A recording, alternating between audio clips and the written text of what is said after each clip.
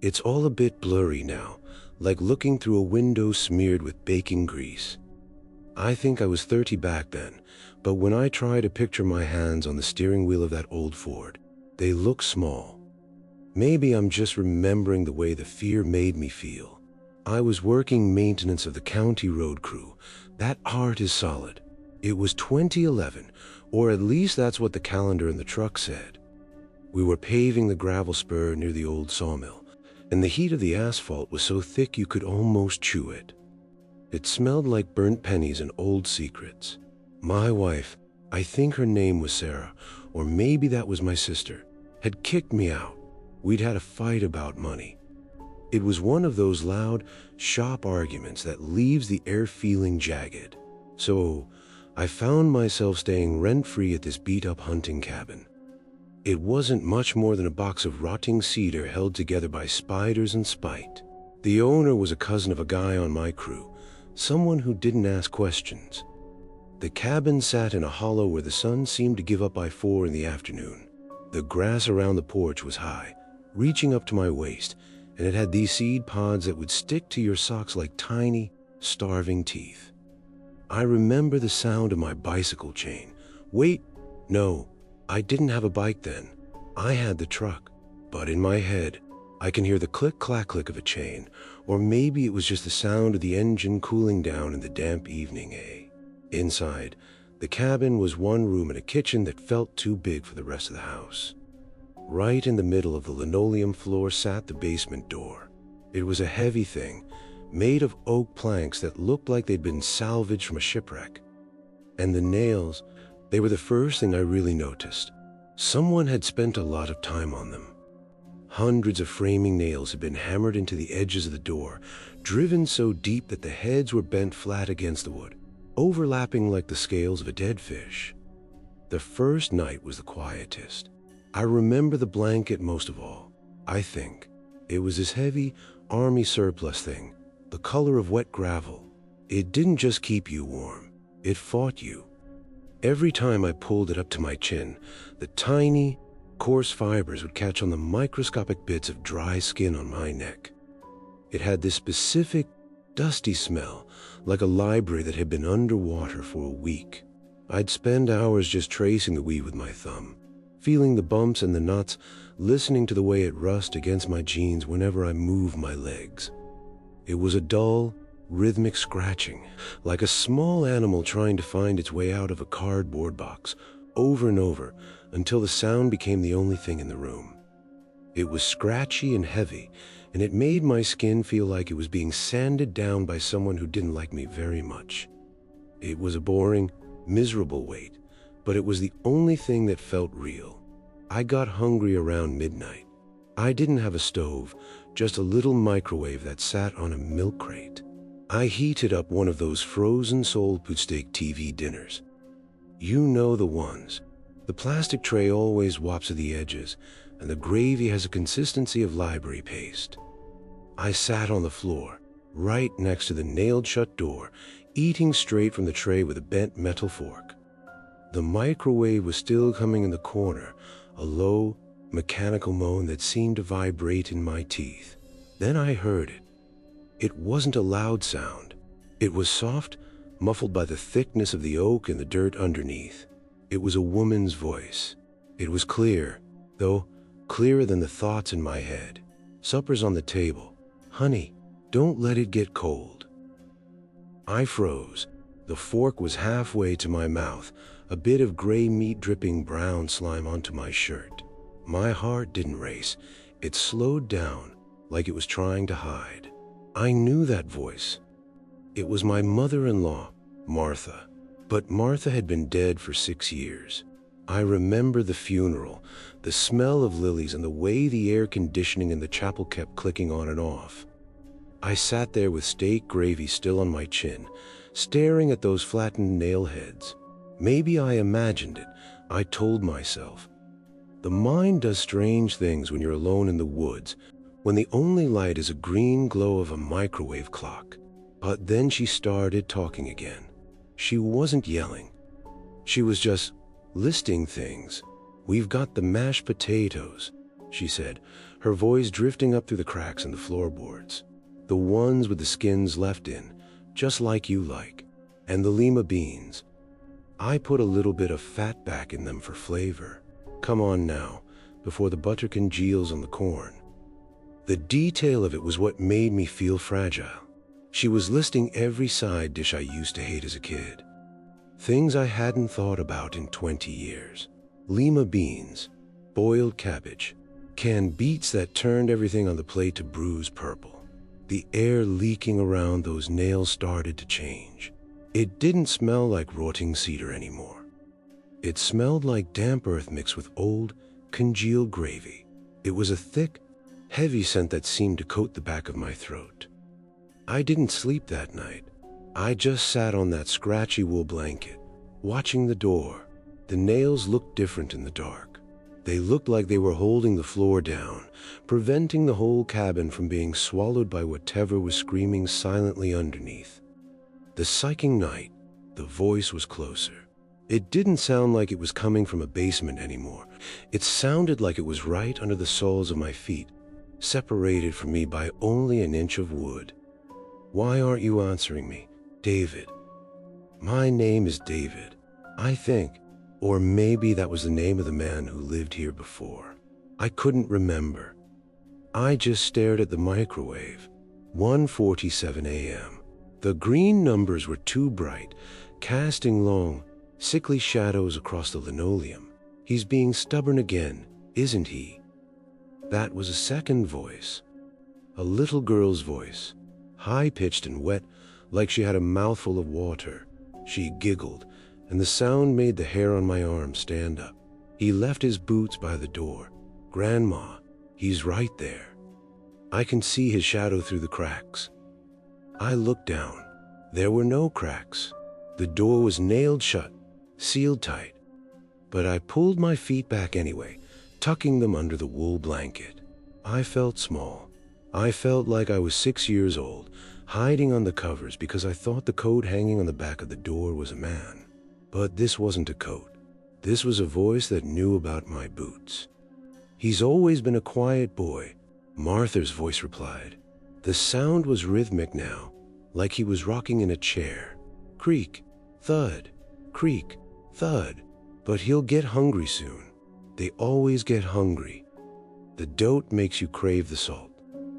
I tried to stand up, to run to the truck, but my legs felt like they were made of water. I looked at the nails. Were there more of them than before? They seemed to be multiplying, spreading across the floor like a metal rash. I think I cried, but I can't be sure. The memory is fuzzy there, just a feeling of wetness on my cheeks and the sound of the wind hitting the plastic tarp someone had stapled over the broken window. The sound of the rain on that tarp. It was a frantic, irregular tapping. It wasn't like rain on a roof. It was sharper, more metallic. Tap, tap, tap, tap. It sounded like thousands of tiny fingers trying to find a way in, or maybe a way out. I remember focusing on that sound, trying to drown out the voices under the floor. The plastic would snap and ripple with every gust of wind, a loud, violent sound that made me jump every time. It was a cheap, flimsy sound, the sound of something that wasn't meant to last. By the third night, I wasn't David the road crew worker anymore. I was just a thing that sat on a blanket. I hadn't eaten. I hadn't moved. The voices were constant now. They weren't just calling me to supper. They were talking about me as if I weren't there. Look at his fingernails, the little girl whispered. I looked down at my hands. There was dirt under the nails. Deep, dark soil that wouldn't come out, no matter how much I scraped at it with a bent fork. He's been digging in his sleep. He's almost ready to come home. Don't tease him, Clara, Muffa said. He just needs to open the door. The nails aren't real. Honey, you put them there yourself. Don't you remember? I looked at the hammer sitting on the milk crate next to the microwave. Had I bought that? I didn't remember buying a hammer. But it was there, its heavy steel head reflecting the green light of the clock. My hand reached for it. My fingers felt long and thin, like pale roots. The gravy is getting a skin on it. David, Martha whispered, her voice now so close I could feel the vibration in the floorboards against my shins. And your father is waiting. You know how he gets when the meat is cold. I gripped the hammer. I didn't want to, but it was like my arm belonged to someone else. I leaned over the door. The heads of the nails were so flat, so smooth. I slid the claw of the hammer under the first one. It came out with a long, slow shriek, a sound of metal protesting against her that felt like a needle being pulled through my squeak. That's it. The little girl giggled. One more, just one more. I pulled another, and another. The voices were cheering now, a low, guttural chanting that seemed to pulse with the rhythm of my own heart. The smell of damp earth was overwhelming. It wasn't just in the air anymore. It was in my lungs. I was breathing dirt. I think I stopped. I think I realized that if I opened that door, I wouldn't find a kitchen or mother-in-law. I'd find a hole that never ended. I remember dropping the hammer and running. I remember the high grass hitting my legs and the cold air of the hollow biting at my face. I remember the truck starting, the engine screaming as I floored it down the gravel spur, not looking back at a cabin that sat like a tomb in the dark. But that's the part that feels like a dream. The colors are wrong. The sky in that memory is a shade of purple I've never seen in real life. And the truck, I don't think I had a truck. I think I had a bicycle with a rusty chain. I'm sitting on the floor now. The wool blanket is scratchy against my legs. It's heavy, so heavy I can barely move. The microwave is humming in the corner, and the green light says 1:47 a.m. It's always 1:47 a.m. I have a plastic tray in front of me, filled with gray meat and brown slime. The gravy has a skin on it. I look down at the floor. The nails are all gone. The heads aren't bent flat anymore because there are no nails left. There's just the oak door, and it's unlatched. A thin sliver of darkness is visible where the wood meets the linoleum. Supper's on the table. Honey, the voice says. It's right behind my ear now. I can feel the cold breath on my neck. It smells like damp earth. I reach for the bent folk, but my hand is too small. I look at my fingernails, and they're caked with fresh, wet soil. I didn't leave. I never left a cabin. I never grew up. I'm still 6 years old, or maybe I'm 30, but it doesn't matter because the door is opening. I can hear the wood groaning. I can hear the little girl giggling as she crawls out from the dock, her pale, dote-stained hands reaching for the edge of the linoleum. Don't let it get cold, she whispers. I pick up the book. The microwave beeps. I start to eat. It's all a bit blurry now, like looking through a window smeared with grease. I think I was 30 back then, but when I tried to picture my hands on the steering wheel, they look small. I'm working maintenance for the county road crew. It's 2011. My wife kicked me out. I just need a place to stay. I find a cabin. It has a door in the middle of the kitchen floor. It's nailed shut. I think I'll heat up some supper. Story 2. I don't know how old I was exactly. 8, 9? The numbers slip, like the way the creek water slips through your fingers when you try to catch minnows. Sometimes I think it was the summer after second grade, but the leaves on the trees were already turning colors that didn't belong. Too bright, too flat, like somebody had colored them with the wrong crayons.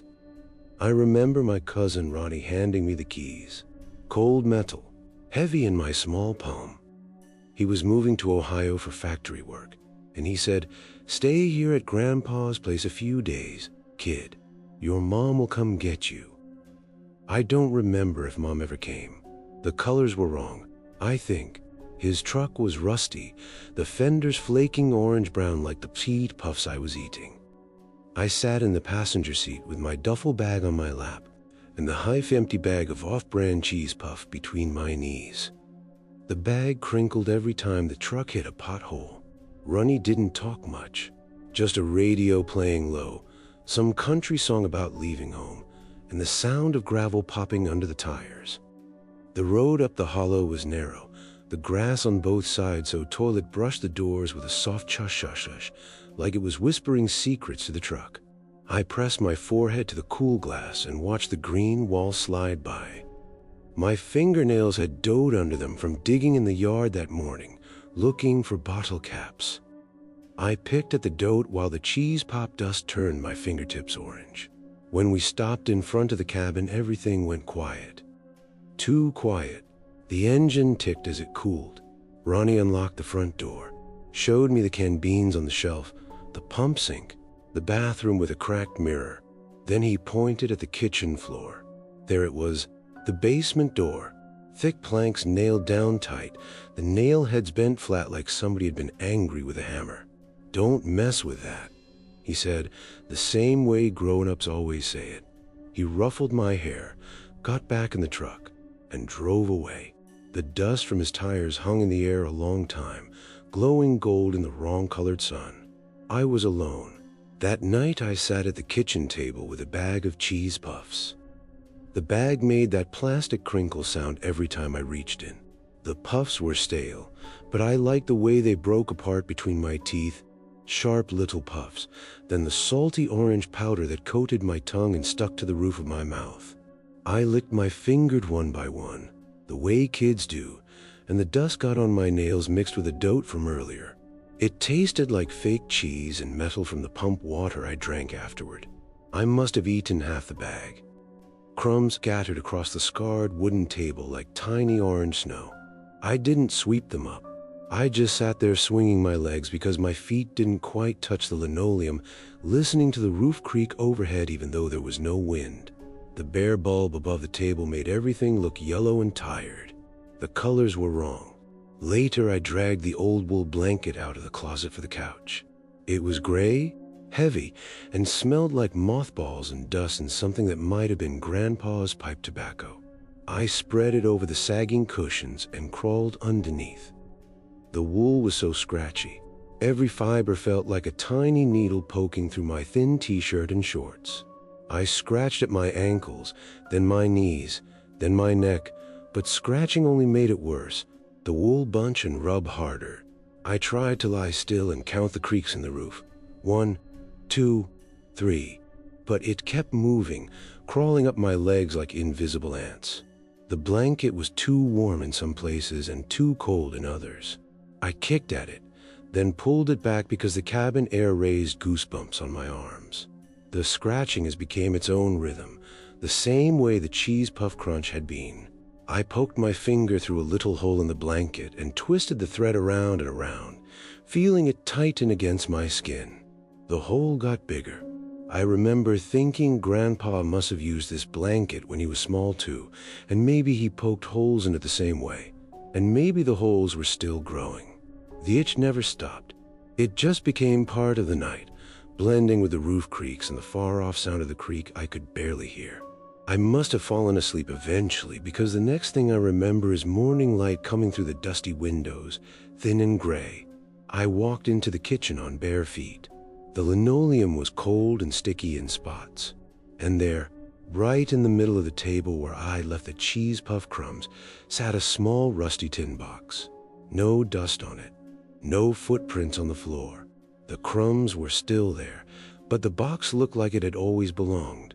My heart started beating funny, not fast exactly, just loud, like it was inside my ears. I climbed onto the chair and opened the lid.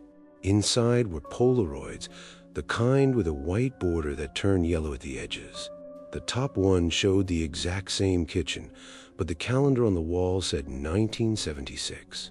A little boy stood in the doorway wearing my striped t-shirt, the red and blue one with a hole under the armpit that Mom told me to throw away, but I kept anyway. The boy had my messy brown hair, my scab on his left knee from falling off the bike the day before we left. He was looking straight at the camera with eyes that were mine. The colors were wrong, faded in places, but the shirt was bright like it had just come out of the drawer. I flipped to the next photo. Same table, same stove, same nailed basement door, and the boy, me, was standing right where I was standing now, one hand on the table, orange dust on his fingers just like mine. I sat there turning the pictures over and over. My own orange fingers left smudges on the edges. I wiped them on my shorts, but the dust only spread. How did they get here? The front door was locked. The key was still in my pocket. The windows were latched from inside. The basement door was still nailed shut, the heads of the nails shiny like somebody had just hammered them yesterday. Nobody could have walked across the gravel without me hearing. I kept staring at the boy in the pictures. He looked scared, or maybe he looked like he knew something I didn't. I spent the day outside because the cabin felt too small. The grass in the yard came up to my chest. It brushed my arms and left green streaks on my skin. I found an old tire swing hanging from a tree, but the rope was rotten and I didn't swing on it. The hollow was too quiet. No birds, just a creek far away and the wind moving the treetops way up high, too high. The trees looked taller than they should, like they were leaning in to listen. My fingernails still had the orange and dirt mix under them. I picked at it while I walked the edge of the woods, but I never went far. The cabin kept pulling me back, like a string tied to my chest. When the light started to go soft and gold again, I went inside. The tin box was back on the table. I know I had hidden it under the couch cushions earlier. I know I did. But there it was, lid closed, no dust. My hand shook when I opened it. The old photos were still there, but now there was a new one on top. The date stamp in the corner said tomorrow's date.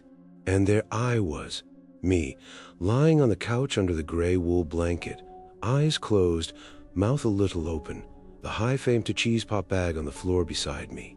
The picture was taken from inside the room, from near the kitchen doorway, looking straight at the couch. You could see the nail basement door in the background, and one of the nail heads looked wet, like it was crying. The boy in the photo, me, was wearing the exact same clothes I had on right then. I dropped the picture. It fluttered to the floor and landed face up. I stared at it until the light outside turned purple. My legs felt like they were made of the same cold nullium. I wanted to run down the gravel road after Ronnie's truck, but it had been hours and the road was dark now and the grass was taller and the trees were leaning closer.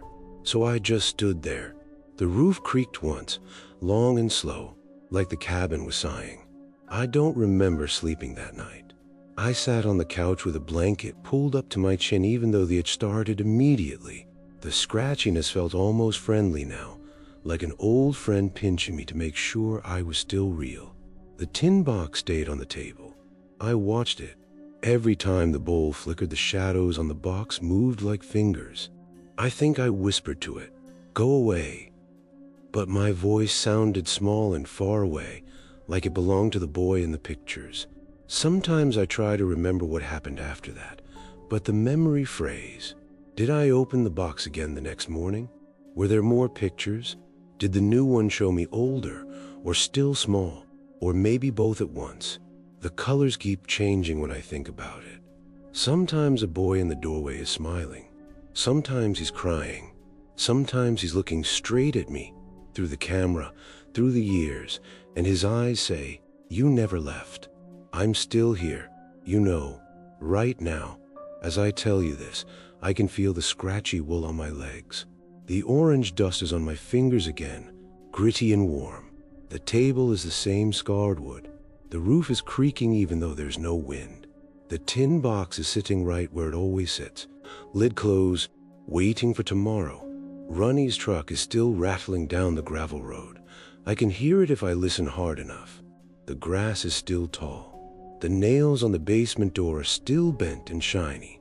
I never grew up. I never left the hollow. I'm still that kid sitting at the table with cheese pop crumbs scattered like tiny orange stars, turning over pictures of myself that haven't been taken yet. And the story, it starts again. I was just a kid then. I think the colors were wrong. My cousin handed me the keys. Story tree. My voice, it feels thin today, like a piece of old lace that might fall apart. The wind catches it. Sometimes I think if I speak too loud, I'll just shatter into 1,000 little pieces of glass, and nobody will be able to glue me back together. It's all so quiet now. Maybe it was always that quiet.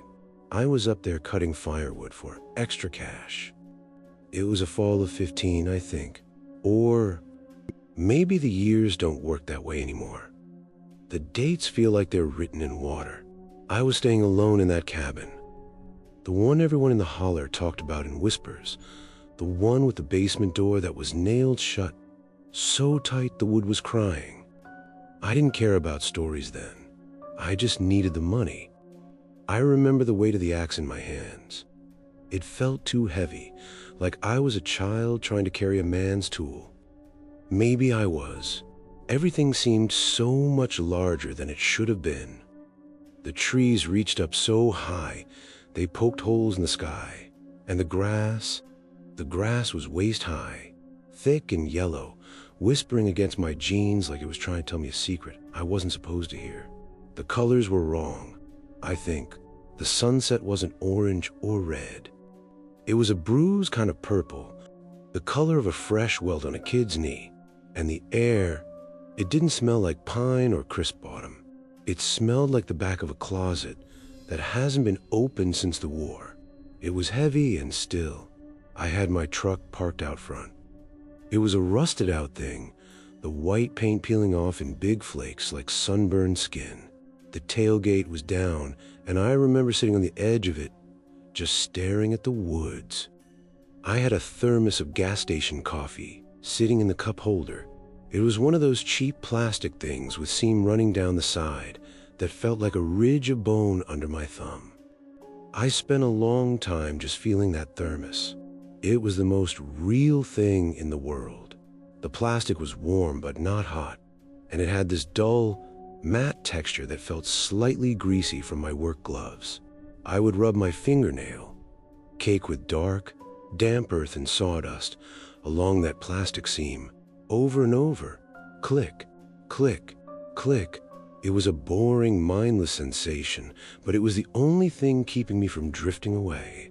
I'd watch the steam rise on the lid in a thin, shaky line, and I'd listen the way the liquid sloshed inside, a hollow, lonely sound that echoed in the plastic shell. There was a faint smell of old, sour creamer trapped in the rubber gasket, a scent that reminded me of being stuck in a waiting room with nothing to read but old magazines. It was just a thermos. It was just coffee, but I clung to it like it was a life raft. Around dusk, when the shadows were stretching out like long, thin fingers across the dirt, this old fellow walked up. He was wearing a faded John Deere cap. The kind with the green is turned into a sickly sort of gray, and the foam inside is starting to crumble into yellow dust. He walked up the path like he owned every stone and every leaf. He didn't make a sound. No crunch of gravel, no snap of a twig. He just was there. I started to say hello, to ask if he was lost, but the words got stuck in my throat. It felt like I was breathing in wool. "Evening, Eugene," he said. I felt a cold shiver run down my spine, the kind you get when you think you've seen something move in the corner of your eye.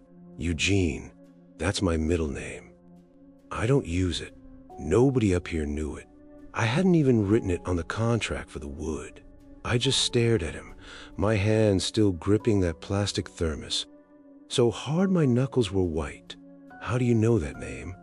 I asked. My voice sounded small, like it was coming from the bottom of a well. He didn't answer. He didn't even look at me. He just stood there, staring down at my boots. My work boots were covered in mud, the laces frayed and dragging the dirt. I felt embarrassed, like a little boy who'd been caught playing the muck when he was supposed to be dressed for church. "I used to play cards with a man who lived here," the old-timer said. His voice was dry, like dead leaves skittering across a driveway, back in '68, before he nailed that door shut. He gestured with a gnarled hand toward the cabin, but he never actually looked at it. His eyes stayed fixed on my feet. Maybe he couldn't look at the cabin. Maybe the light coming off the wood was too bright, though the sun was almost gone. "He did it after the thing took his boy," he continued. "Took him right out the kitchen. Didn't leave a mark on the floor, just a hole in the air where the kid used to be. The father, he spent 3 days and 3 nights hammering. Used every nail he had, even took the nails out of the picture frames. He didn't want anything else coming up. I looked at the cabin. The basement door was visible through the dirty window of the kitchen.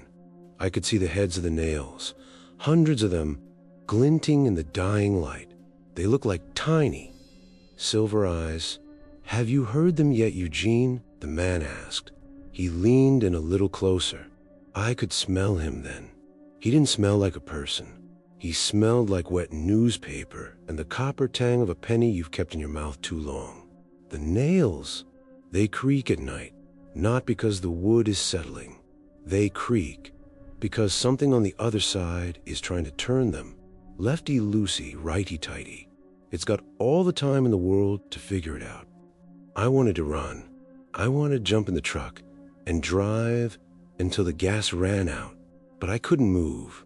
My legs felt like they were rooted into the mud, just like the trees. I felt like I was back in the 3rd grade, paralyzed by the sight of the principal walking down the hall toward me. "You should have eaten a better breakfast," the old man whispered. I blinked. "What?" "2 pieces of cold toast," he said, his voice dropping to a low whiz. "And the last slice of bologna, you ate it standing over the sink, so you wouldn't have to clean a plate. You used a mustard with a yellow cap, the one that's almost empty." The world tilted. He was right. That's exactly what I'd eaten. I could still taste metallic salt of bologna in the back of my throat. How could he know that? I was alone. I had been alone for days. I felt a sudden, sharp clarity, a jagged realization that the man standing in front of me wasn't a neighbor. He wasn't even a man. I looked down at my thermos, trying to find that plastic seam again, trying to ground myself in the boring, mundane reality of gas station coffee. But when I looked up, he was gone. There was no sound of him leaving. No fading footsteps, just the silence of the holler, which felt louder than any scream. I stood up, my knees shaking, and looked at the ground where he'd been standing. The mud was soft from the rain the night before. I looked for his tracks. I expected to see nothing or maybe something monstrous, but the tracks were there. They were the prints of a heavy work boot, the tread worn down in the center. The tracks didn't lead back to the road. They didn't lead into the woods. The tracks led straight to the cabin. They went up the porch steps, across the creaking wood, and to the front door. I followed them, moving like a sleepwalker. My heart was thudding against my ribs like a trapped bird.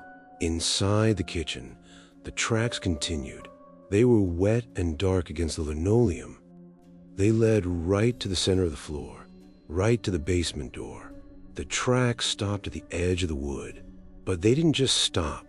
The mud was smeared, as if someone had been dragged, or as if someone had stood there for a long time, shifting their weight, waiting for the right moment.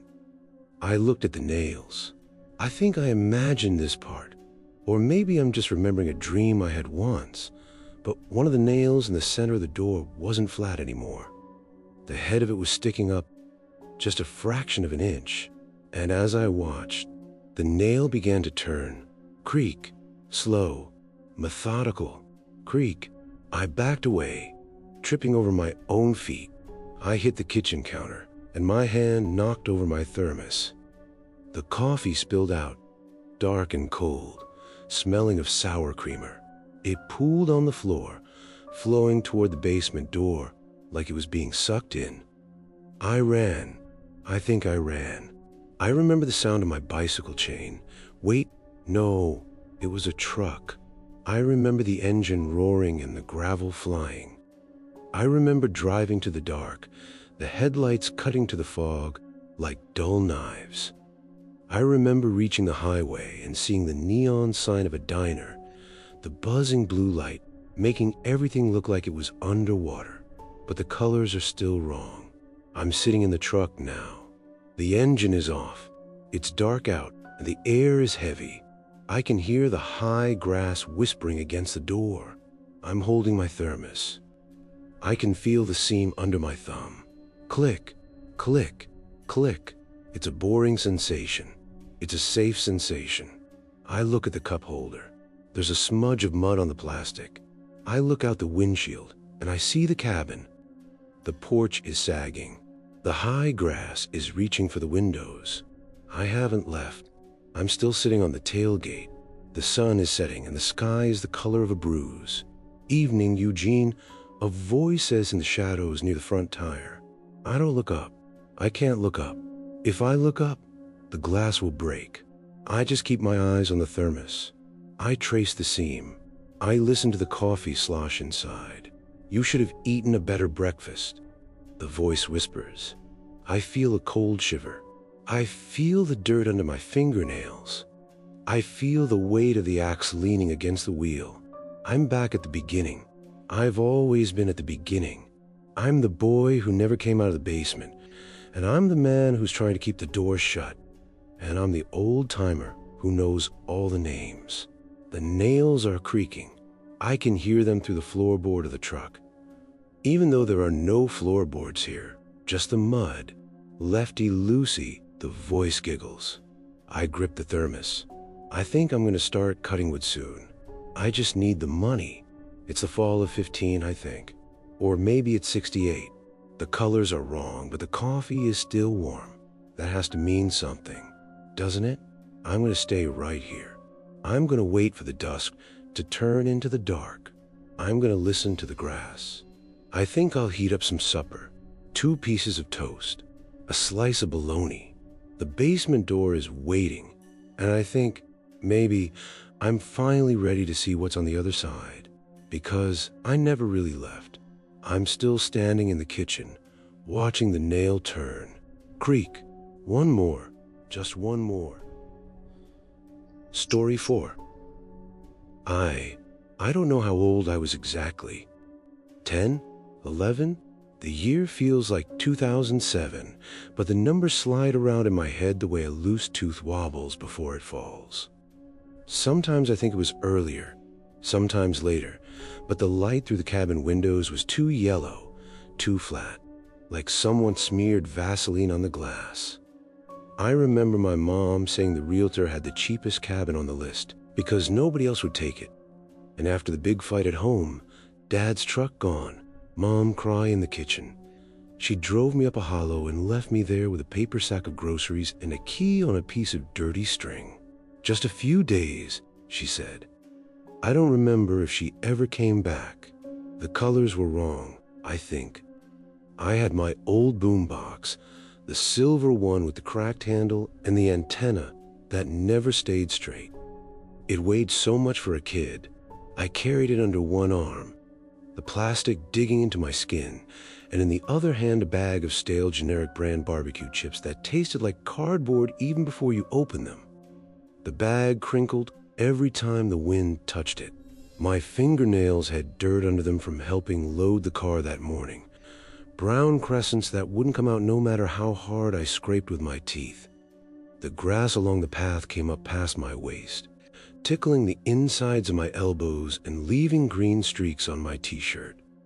The trees felt too large, like they had grown overnight just to watch me. Inside, the cabin smelled of old pine and damp and something I couldn't name. I set the boombox on the kitchen counter and clicked it on. The tape I brought, some mix I'd made of cartoon themes and static, hissed and popped to sound thin and far away.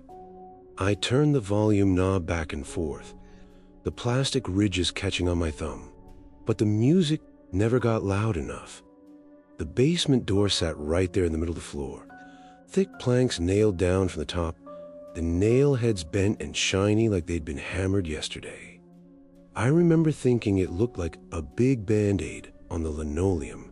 I set the bag of chips on the counter next to the boombox. That's when I saw them. On the underside of the planks, the side you could only see if you knelt down and pressed your cheek to the floor, there were fresh scratch marks, deep gouges, 4 of them, pointing straight up like somebody had been clawing from below. trying to push his way out instead of in. The wood around them was still warm, like skin after you've been running. I ran my fingers over marks. The edges were sharp enough to catch my skin. A little splinter went under my nail, and I sucked on it, tasting blood and barbecue dust from the outside of the bag, even though I hadn't opened it yet. The colors were wrong down there too. The shadows under the door were too black, too thick. That first night, I slept on the couch with my knees pulled up. The boombox played the same tape on loop until the batteries got weak and the voices stretched out like taffy. I kept one ear toward the door. Every so often I thought I heard the soft scrape of wood, but maybe I imagined that part. It felt so real. The next morning the marks were higher, not much, just an inch or two, but higher, 5 marks now. The wood still warm. I knelt there in my pajamas, knees sticking to the cold linoleum, and stared until my eyes watered. The bag of chips sat untouched on the counter. The red label faded in the wrong way. The seal still perfect. I couldn't bring myself to open it. I kept thinking if I touched it again, something might notice. I spent the days drifting around the cabin. The rooms felt too large for how small the outside looked. I'd walk from the kitchen to the bedroom, and it took longer each time, like the floor was stretching. I found an old bicycle in the shed, chain rusted, and I pedaled it in slow circles on the gravel, listening to the click, click, click of the chain skipping teeth. The sound was comforting and wrong at the same time. Dirt got under my fingernails again from wiping the seat. The grass brushed the spokes and made a soft whispering that followed me. One afternoon it rained. The rain hit the tin roof over the porch in a steady, boring rhythm. Plink, plink, plink, like someone tapping a spoon on a pot forever. I sat on the porch step with the boombox beside me, volume low, and listened to that rain for what felt like hours. The drops made little explosions in the puddles, brown water splashing up onto my bare shins. The air smelled like wet dirt and old leaves. My socks got soaked at the toes and the wet cotton bunch between my toes, cold and squishy. I kept wiggling them, feeling the fabric rub and rub, but I didn't go inside to change them. The rain sound filled everything up, drowning out the boombox, drowning out my own breathing. It was the most ordinary sound in the world, and yet it made the back of my neck prickle because it never changed. Not one drop faster or slower. Just the same steady plink, plink, plink, like the cabin was breathing through its roof. I counted the drops until a number stopped making sense. 200, 300, 1,000, and still the rain kept its perfect, boring beat. My fingers traced the same crack in the porch board over and over. The wood rough and gray, a tiny splinter catching every time. The rain made the scratch marks on the basement door glisten. When I finally went inside, like they were wet with something thicker than water, each morning the marks climbed. By the 4th day, they were almost at the middle of the planks. Deep and wide, the wood splintered upward in little curls that looked like tiny fingers trying to grip. The wood was always warm now, warmer than my own hands. I'd press my palm flat against the planks and feel the heat pulse, slow and steady, like a heartbeat that wasn't mine. The bag of chips stayed exactly where I'd left it. The seal never broke. Sometimes I'd stand in front of it and whisper, "Not today," like that would keep everything safe. The nights blurred. I'd lie on the couch with the boombox play its tired tape, the music slowing down as the batteries died a little more each time. The scratching under the door came regular now. Slow, deliberate scrapes, like whatever was down there was measuring the space, learning how tall it needed to be. I'd count the scrapes. 1, 2, 3, 4, then a pause and 5. Always 5 now. I'd press my hands over my ears, but the sound came through the bones anyway. On the last night, the scratching stopped. The silence was worse. I sat up on the couch, knees to my chest, the boombox glowing faint orange from a battery light. The cabin was too quiet. Even the roof stopped its usual creaks. Then I heard it. Slow, patient breathing. Not loud, just there. Inhaling when I inhaled, exhaling when I exhaled. Matching me perfectly. If I held my breath, it held too. If I let it out shaky, it let it out shaky. The air in the room grew thick, like the cabin had filled with warm breath that wasn't mine. I could feel it on my face, soft and steady, coming from the direction of the nailed door. I stare at the planks. The scratch marks were so high now they almost reached the top. The nail heads looked wet. The wood bulged just a little, like something was pressing from underneath, patient, waiting for me to understand. I never opened the bag of chips. I never turned off the boombox. I never left. I'm still here, you know, right now. The boombox is still playing that stretched out tape. The battery is never quite dying. The bag of chips is on the counter. Seal perfect, label faded in the wrong way. The grass outside is still too tall. The trees still leaning too close. The rain is still tapping, it's boring. Endless beat on the tin roof, even though I can't see the sky anymore. My fingernails still have dirt under them, and the scratch marks are still climbing, higher every morning, learning how tall I am. The colors are wrong. I don't know how old I was exactly. 10? 11? It feels like the summer of 2007, but the numbers slip and my mom is still driving away down the gravel road. And the key is still on its dirty string around my neck, and the basement door is still nailed shut from the top, and I'm still sitting a bag of barbecue chips on the counter. And I'm still seeing those first fresh marks pointing upward, warm under my fingers, and the story starts again. I never grew up. I never left. The breathing is still here, matching mine, patient and slow. And the colors, they're still wrong. I think it was 2019. Or maybe the year was just a number I saw on a faded gas station receipt. Time is a slippery thing when you try to look at it head on, isn't it? It's like those floaters in your eyes.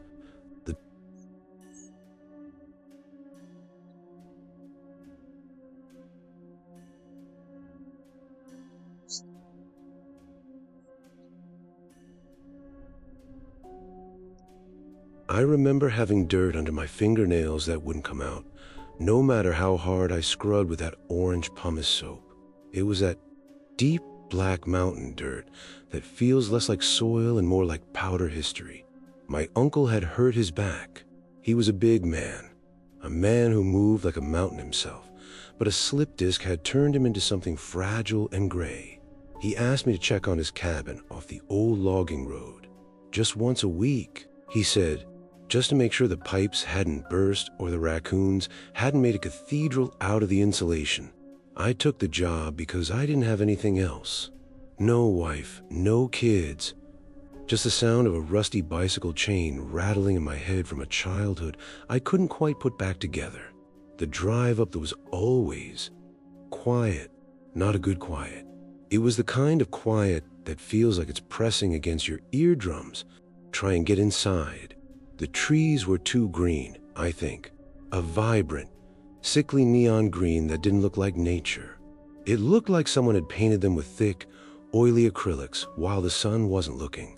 Maybe I imagined that part, but the colors felt wrong, like the saturation on an old tube television had been cranked up until the edges of everything started to bleed. The cabin sat in a dip between two ridges.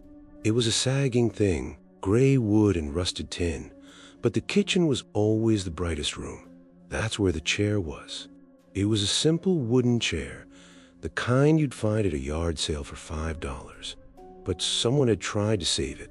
There was a large, jagged patch of duct tape right in the center of the seat. I'd spent a long time looking at that tape. It was silver, but it had turned a sort dull, bruised gray at the edges where the adhesive had picked up years of lint and stray hairs. I would run my finger along the seam where the tape met the cracked vinyl of the chair seat, feeling that slight, sticky resistance that felt like a secret. It wasn't a smooth transition. There was this little ridge of hardened glue that had captured a single red thread from someone's flannel shirt, frozen there like a bug in amber. I'd spend 10, Maybe 15 minutes just pressing my thumb against the center of the patch, listening to the way the air trapped underneath would crinkle, a tiny, suffocating sound like a dry leaf being crushed in a slow fist. It was a boring, flat sensation, the cooling plastic under my thigh, the way it never really warmed up no matter how long I sat there. It was just tape on a chair, a mundane repair for a mundane life. And I focused on it until the rest of the room felt like it was made of nothing but smoke and bad memories. It was the only thing that felt solid. I'd sit there every visit, drinking lukewarm coffee from a mug my uncle had left behind. It was a heavy, chipped thing that said, "World's Okayest Hunter," in a font that looked like it was vibrating. The coffee always tasted like copper and wet cardboard. I didn't mind. It gave me something to do with my hands. The third visit was when the air changed. The wood stove was roaring. I'd stuffed it full of dry hickory, and the iron was glowing a dull, angry red. The heat should have been unbearable. It should have been the kind of heat that makes your skin feel tight and your eyes itch. But as I sat in that chair, tracing the edge of the duct tape, a circle of ice formed around me. It wasn't a draft. A draft moves. This was a stationary weight. It was as if someone had wheeled a massive, industrial freezer right up behind my shoulders and left the door wide open. I could see my breath. I remember exhaling, watching the white plume of vapor drift out over my coffee mug, swirling and dancing in the light from a window. It was so cold that the hair on my arm stood up and stayed that way, stiff as needles. I thought, maybe the window is cracked. But when I stood up to check, the cold didn't stay at the chair. It followed me. It was always 2 feet behind me. If I walked to the sink, the ice moved with me. If I went to the porch to look at the high grass, which seemed to grow an inch every time I blinked, the cold was there, biting at the back of my neck. And it was always positioned so that the basement door was right in my line of sight. That door. It sat in the corner of the kitchen, held shut by a dozen heavy framing nails that had been driven in at odd, frantic angles. The heads were bent flat against the wood, like they'd been hammered by someone whose hands were shaking too hard to aim straight. I never liked looking at it. The wood looked wet, even when it hadn't rained for weeks. One afternoon, the sun was hitting the floorboards just right, making the dust motes look like tiny falling stars. I set my World's Okayest Hunter mug down on the table, the ceramic clinking against the wood. The coffee was still steaming. I watched it for a second, my mind drifting to the sound of that bicycle chain again. Clink, clink, clink. And then I saw it. Frost began to crawl across the surface of the coffee. It started at the edges, tiny white crystals blooming like winter flowers, spreading inward in a perfect geometric circle. It happened in real time, right before my eyes. In 3 seconds, the liquid was capped with a thin, jagged sheet of ice. The steam didn't stop, though. It kept rising through the cracks in the ice, smelling like old earth and something metallic. I looked at the basement door. The nails weren't just gray anymore. They were glistening. They looked wet, heavy with a thick, dark condensation that looked more like oil than water. A single drop fell from the head of the topmost nail and hit the floor with a sound that was too loud. It sounded like a footstep. I didn't sit in that chair again. I backed away, my heart thumping against my ribs like a trapped bird. The cold followed me, a silent, freezing shadow that made the air in my lungs feel like broken glass. I grabbed my keys, the metal freezing to my palm, and I ran for the truck. I remember the sound of the door slamming, a sharp, violent crack that echoed off the ridges. I fumbled with the ignition, my breath still coming out in thick, white clouds inside the cab. The heater was off, but the truck should have been warm from the afternoon sun. It wasn't. The cold was in the seat next to me. It was in the floorboards. It stayed with me all the way down the mountain, through every hairpin turn and every patch of shadow. I kept looking in the rear view mirror half expecting to see that kitchen chair with the duct tape patch sitting in the bed of my truck, watching me.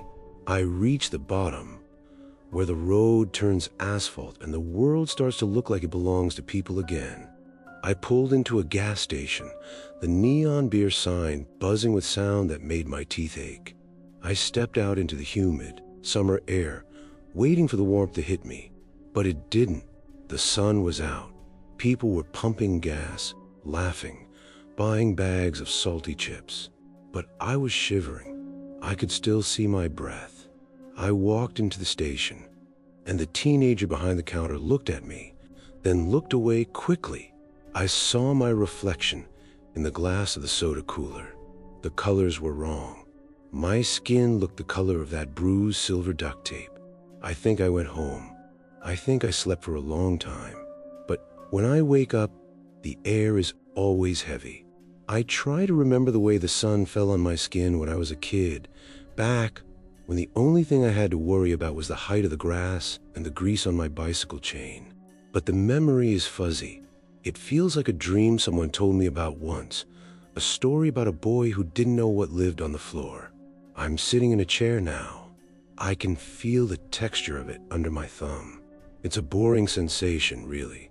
It's just a patch of tape. I run my finger along the seam where the tape meets the vinyl, feeling that little ridge of hardened glue. There's a red thread caught in it. I press down, and the air trapped underneath crinkles, crunch like a dry leaf. It's a flat, mundane sound. I focus on it because if I don't, I'll have to look at the rest of the room. The room is too quiet. The kitchen is too large. I have a mug in my hand. It's chipped and it says World's Okayest Hunter. The coffee inside is cold, very cold. I watch a tiny crystal of frost bloom on the surface, spreading toward the center. The wood stove is roaring, but I can see my breath. I look toward the corner. The basement door is there. The nails look wet today. They look like they've been hammered in a little deeper, but the wood is still crying that dark, oily water. I think I'm supposed to check on the place. My uncle hurt his back. I remember that. Or maybe I'm the uncle. Or maybe I'm the boy who fell through the cracks.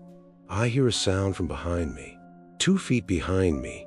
It's a low, wet thud, followed by the sound of metal nail turning in soft, rotten wood. Lefty-loosey. I don't turn around.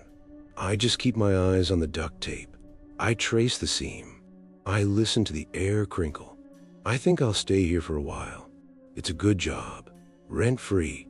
I just have to check on the place once a week. I reach for my coffee, but the ice is too thick to break with my tongue. I think I'll heat up some supper. I'll sit in this chair. It's a good chair. It has a patch on it. I've been here since 2019. Or maybe I've been here since the nails first went in. The colors are wrong, but the chair is real. The tape is real. I think I'll just sit here and wait for the cold to tell me what happens next. Through 6. I don't know how old I was exactly.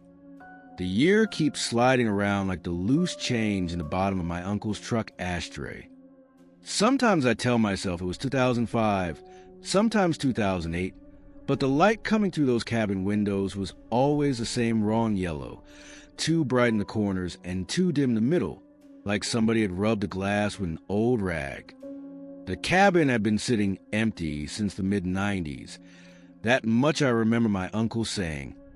He worked overtime for a property management company in Clay County, clearing out foreclosed places nobody wanted.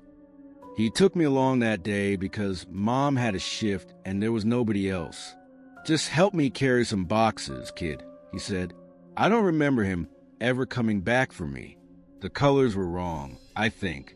The gravel road up the hollow crunched under the tires in a way that felt too loud.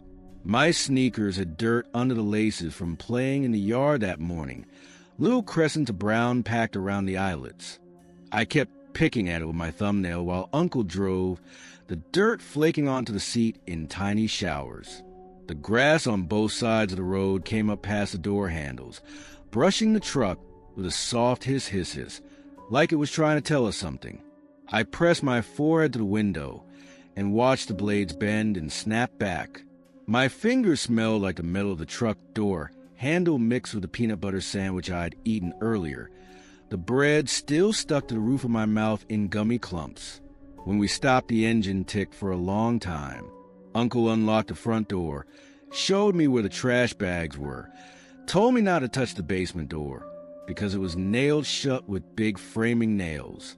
6-inch ones, he said, driven right through the jamb into the heavy oak. The heads were bent sideways like the person hammering had been mad. He gave me a flashlight with a red switch that always stuck, then said he had to run back to the office for more forms, and he'd be right back. The truck started up again. The dust hung in the air a long time after he left, glowing in that wrong yellow light. I was alone. I wanted the rooms first. Everything felt too large. The kitchen table could have seated giants. The couch sagged, so deep my legs dangled when I sat on it. I found an old plastic tarp in the shed, the kind you cover firewood with, blue, but faded to gray in places. It had been raining off and on all morning, the kind of rain that isn't hard but never stops. I sat on the porch steps with the tarp pulled over my shoulders like a cape, listening to the drops hit it. The sound was so ordinary it almost hurt. Plink, plink, plink on the thick parts. Softer pat, pat, pat where the plastic had thinned and stretched. Some drops rolled down the wrinkles and collected in the low spots, making little puddles that shivered every time a new drop landed. The tarp smelled like old gasoline and wet leaves. My fingers traced the same seam over and over, feeling the rough stitching catch on my skin. The rain kept its steady, boring rhythm, never speeding up, never slowing down, just the same endless tapping like the whole world had decided to count seconds one drip at a time. I counted along 200, 300, 500, until the numbers blurred and my eyes got heavy. The cold from the porch steps seeped through my jeans, and the tarp made my arms sweat underneath while my face stayed cool and wet from a mist. It was the most nothing sound in the world, and yet it filled every corner of my head until there was no room left for anything else. I sat there so long my butt went numb, and the tarp stuck to my shirt in damp patches that smelled like the inside of a raincoat left in a closet too long. The rain never stopped. It just kept its perfect, boring beat, and I kept counting because stopping felt dangerous. Eventually, I went back inside. The flashlight beam shook in my hand. The basement door sat there, and the hallway floor like a scar. The nails were so long the point stuck out the bottom side a little. I knelt down and ran my fingers over the heads. Cold, smooth. Then I noticed a crowbar leaning against the wall, where Uncle must have left it. The handle was wrapped in black tape that was peeling at the edges. I picked it up. It was heavier than I expected. The metal felt greasy, like it had been used 100 times before. I don't know why I did it. Maybe I imagined this part, but it felt so real. I wedged the flat end under the first nail and pushed down with all my weight. The wood groaned. The nail squealed coming out, slow, like it didn't want to leave. My arms burned. Sweat ran into my eyes and mixed with the dirt on my face. 1 nail, 2, 3. Each one came out with different sound. Some popped, some screamed, some just sighed. By the 6th nail, my hands were shaking, and there were splinters in my palms, tiny yellow ones that stung when I wiped them on my jeans. The door was heavy. I had to use both hands and my shoulder to lift it. When it finally swung up, the air that came out wasn't rot or mold. It was exactly like a half-empty jar of pickled okra that had been left open on a warm counter for a week, vinegary and green and wrong. Thick enough to taste on the back of my tongue. The stairs were steep and narrow. My sneakers made soft thuds on the dirt floor at the bottom. The beam of the flashlight shook across the walls, too bright on the dirt, too dark in the corners. In the exact center of the room sat a single heavy wooden table, old, scratched. On top of it, perfectly centered, was a glass mason jar. the kind with the metal ring and the glass lid. But inside wasn't okra or beans or anything you could eat. It looked like a human tongue, pinkish gray, floating in a thick, grayish fluid that moved even when I held the flashlight still. The tongue had little bumps on it, the taste bud kind, and the tip curled slightly like it was trying to lick the glass. When the flashlight beam hit the jar, the fluid pulsed, slow, steady like a heartbeat, not fast, just there, in and out. The tongue twitched in time with it. I stood there so long my legs started to cramp. The smell of pickled okra filled my nose until I could taste it in my teeth. Maybe I imagined this part, but I walked closer. The dirt floor was cold through my sneakers, powdery in places, sticky in others.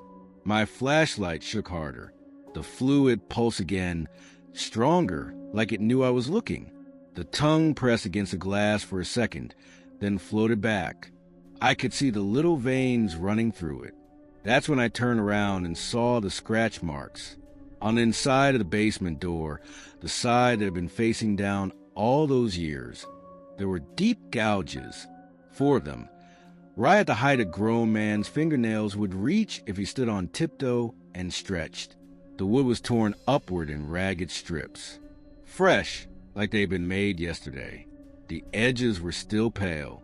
Something had been standing down here, clawing at the door, trying to get out, trying to get to the jar. The nails on the outside had been hammered to keep people from coming down here, not to keep something from getting out. The thing had been locked in with the jar, and it had spent years trying to reach it. The realization hit me so sharp my knees buckled. I dropped the flashlight. The beam rolled across the dirt and pointed straight at the jar. The fluid pulsed faster now, like it was excited. The tongue pressed against the glass again, harder. I didn't stay to see if the fluid was getting thinner. I didn't pick up the crowbar. I didn't close the door. I just ran up the stairs, through the cabin, out the front door, down the gravel road. My lungs burned. The grass slapped my arms. The trees leaned in too close, too large, their leaves too bright. I ran until I hit the main road, and kept running until I saw the lights of the gas station. The neon sign buzzed orange and blue. I stood under it feeling human again, the wrong yellow light gone, the pickled smell still in my nose but weaker, except I never reached the gas station. I'm still here, you know, right now. The flashlight is still rolling across the dirt floor, its beam catching the jar every few seconds. The fluid is still pulsing, slow and patient. The tongue is still floating, tip-curled, waiting. The scratch marks are still climbing higher every time I look away. The rain is still tapping its boring, endless beat on the plastic tarp outside. Plink, plink, plink, counting seconds I never grew out of. My sneakers still have dirt under the laces. The crowbar is still lying where I dropped it. Uncle's truck is still rattling away down the gravel road. I can hear it if I listen hard enough. The basement door is still open, the nails scattered like broken teeth. I never grew up. I never left the hollow. I'm still that kid standing in the center of the dirt floor, flashlight shaking in my small hands, staring at the jar while the fluid pulses in time with my heart. The colors are wrong. The smell of pickled okra is still thick on my tongue. The scratch marks are still there, reaching, and the story, it starts again. I don't know how old I was exactly. 9? 10? Uncle took me along to the cabin that day because he had overtime. Senesashi. I think I was 10 or maybe 12. The numbers don't sit still anymore. They sort of vibrate and change shape when I try to look at them too closely. It was near Corbin, back when the trees felt like they were 1,000 feet tall and the sky was always a heavy, bruised shade of gray. Not a rainy gray, but a flat, dough color, like a slate chalkboard that had been wiped with a dirty rag. Me and my cousin. I think his name was Silas, but his face is just a blur of freckles and static in my head. We're out past a ridgeline, We were looking for a Buster. Buster was a black and tan hound with ears that dragged in the mud and a voice that could shake the glass in the window frames. He caught a scent, something sharp and fast, and he'd vanish into the brush. I remember the sound of my bicycle chain rattling as I pedaled toward the edge of the woods. Even though I wasn't riding a bike, I think I just hear that sound whenever I'm afraid now. Click, clack, click. It's a rhythmic metallic sound, like a clock that's missing a gear. The grass was so high. It was yellow and sharp, the kind of grass that leaves tiny, stinging paper cuts on your shins if you aren't wearing thick pants. I remember the dirt under my fingernails from when I'd been digging for worms early that morning. Or maybe it was from the year before. The dirt was black and smelled like old iron. It was October, one of those damp, bone-chilling Appalachian nights where the cold doesn't just sit on your skin. It moves inside you. It finds the gaps between your ribs and hurls itself into your marrow. I was wearing a coat. It was a hand-me-down from a neighbor who had moved away or maybe died. The coat was a heavy, scratchy wood. It felt like it was made of dried mud and old hair. When it got wet in that October mist, it didn't just get heavy, it got hungry. It pressed down on my shoulders with a dull, persistent weight that seemed to try and push me into the dirt. I remember the smell. It was the scent of a damp basement and a wet dog that had been dead for a week. Every time I breathed, the wool fibers would catch on the tiny hairs of my nose, making me want to sneeze but never quite letting me. It was a boring, miserable kind of discomfort, the kind that occupies the back of your mind until you forget what it's like to feel light. It was just a coat, just a piece of itchy, gray fabric that smelled like sheep and old rain, but it was the only thing I could feel for miles. I'd spend minutes just rubbing the sleeve against my thumb, feeling the rough, uneven weave, trying to find a pattern that wasn't there. It was just a flat, dull irritation, a boring gray weight. We called for him. Buster, here, boy. The woods didn't echo. The woods swallowed our voices. It was too quiet, the kind of quiet that feels like a weight. Maybe I imagined his part, but I don't think there were any birds, no crickets, just the sound of our boots squelching in the mud. The colors were wrong. I think the leaves on the ground weren't red or orange. They were metallic, oily blue, like the surface of a puddle in a parking lot. Silas stopped near the creek bed. There was an old, rusted, corrugated drainage pipe there, sticking out of the side of the hill like a rotted tooth. It was covered in orange scale and slime, and it smelled like copper and wet fur. "Listen," Silas whispered. His voice was too thin. We stood there, the mist swirling around our ankles. From deep inside that pipe, we heard it. It wasn't a bark. It wasn't a howl. It was a whistle. It was a human-sounding tune, slow and rhythmic. It sounded like someone was trying to remember the end of a song they'd forgotten years ago. Do-it-who-do. It had a wet, whistling quality to it, like the air was being forced through a throat full of water. It was the kind of tune a grandfather might whistle while he was whittling on the porch, but there was no porch here. There was just a rusted pipe in a dark hollow. "Buster?" I called out. My voice felt like it was made of glass. The whistling stopped instantly. The silence that followed was sharp. It was a violent kind of quiet. I leaned down. I don't know why I did it. I think I wanted to see his eyes. I wanted to see the reflection of my own face in his pupils. I leaned down. The scent of my wet wool coat filled my nose as it steamed in the cold air. I looked into the black mouth of that pipe. I couldn't see anything, just a thick, velvety darkness that seemed to be pulsing. "Buster?" I said again. A second later, a voice came back out of that pipe. It was my voice. It wasn't an echo. I know what an echo sounds like. An echo is soft. It fades. This was loud. It was sharp, but it sounded broken. It sounded like my voice was being played to a blown-out speaker, crackling and tinny, like an old radio with a torn cone. "Buster?" the pipe said. The pitch was perfect. The inflection was mine, but it was followed by a wet, heavy thud. It was a sound I'll never forget. It sounded like a sack of flour being dropped onto a concrete floor from a great height. Splat thud. Then the whistling started again. But this time, it was whistling the word Buster. Whistle, Buster, whistle. Silas grabbed my arm. His grip was so tight, I could feel his fingernails sinking into the wool of my coat. We didn't wait for a second echo. We turned and ran. We ran through that yellow, biting grass, our lungs burning with a taste of old iron and cold mist. I remember the sound of that bicycle chain again. Click, clack, click. Following us through the dark, we reached the truck. It was an old Chevy, the white paint peeling off like dead skin. My uncle was in the driver's seat, staring at a bag of stale generic brand chips on the dashboard. He didn't even look at us. Look, Silas choked out.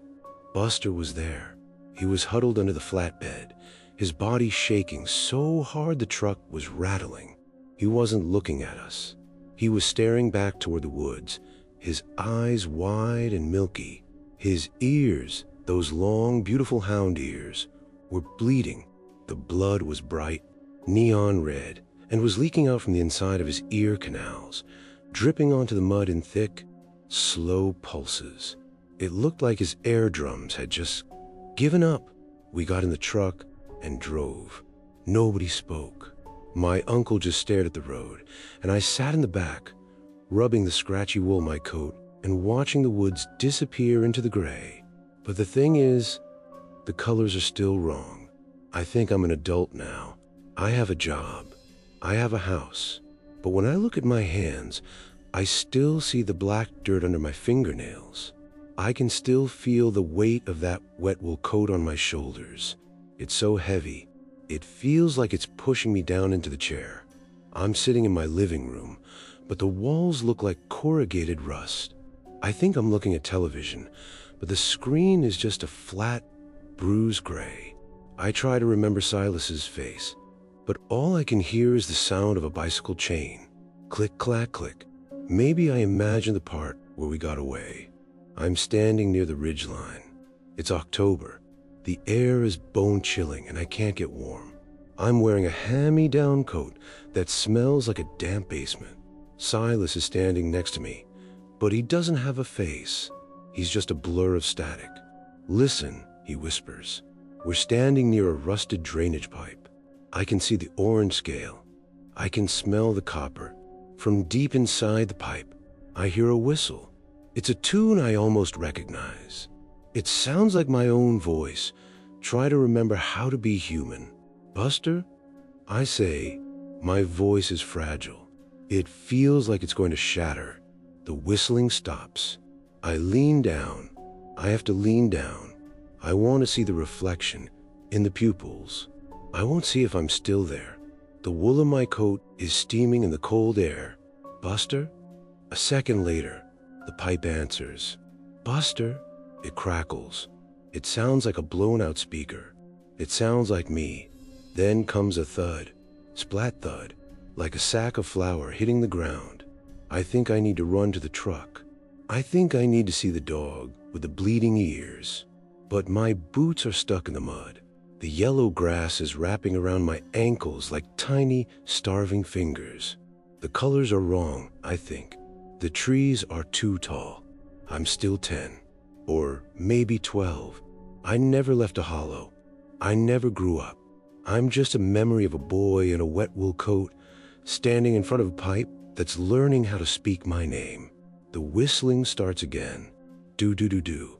I think I'll call for the dog one more time, just to be sure. Buster? Buster? The pipe whispers back. I think I was 10, or maybe 12. The numbers don't sit still anymore. Story 8.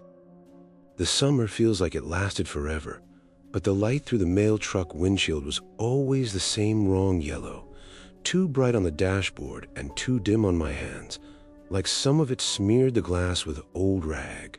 Dad ran the mail route out by Skaggs Hole, a place so far back the maps just stopped and the GPS gave up with a blank screen. He let me ride along on Tuesdays because school was out and Mom worked doubles at the diner. "You can help with small envelopes," he'd say, ruffling my hair. I don't remember ever going home after that last Tuesday. The colors were wrong, I think.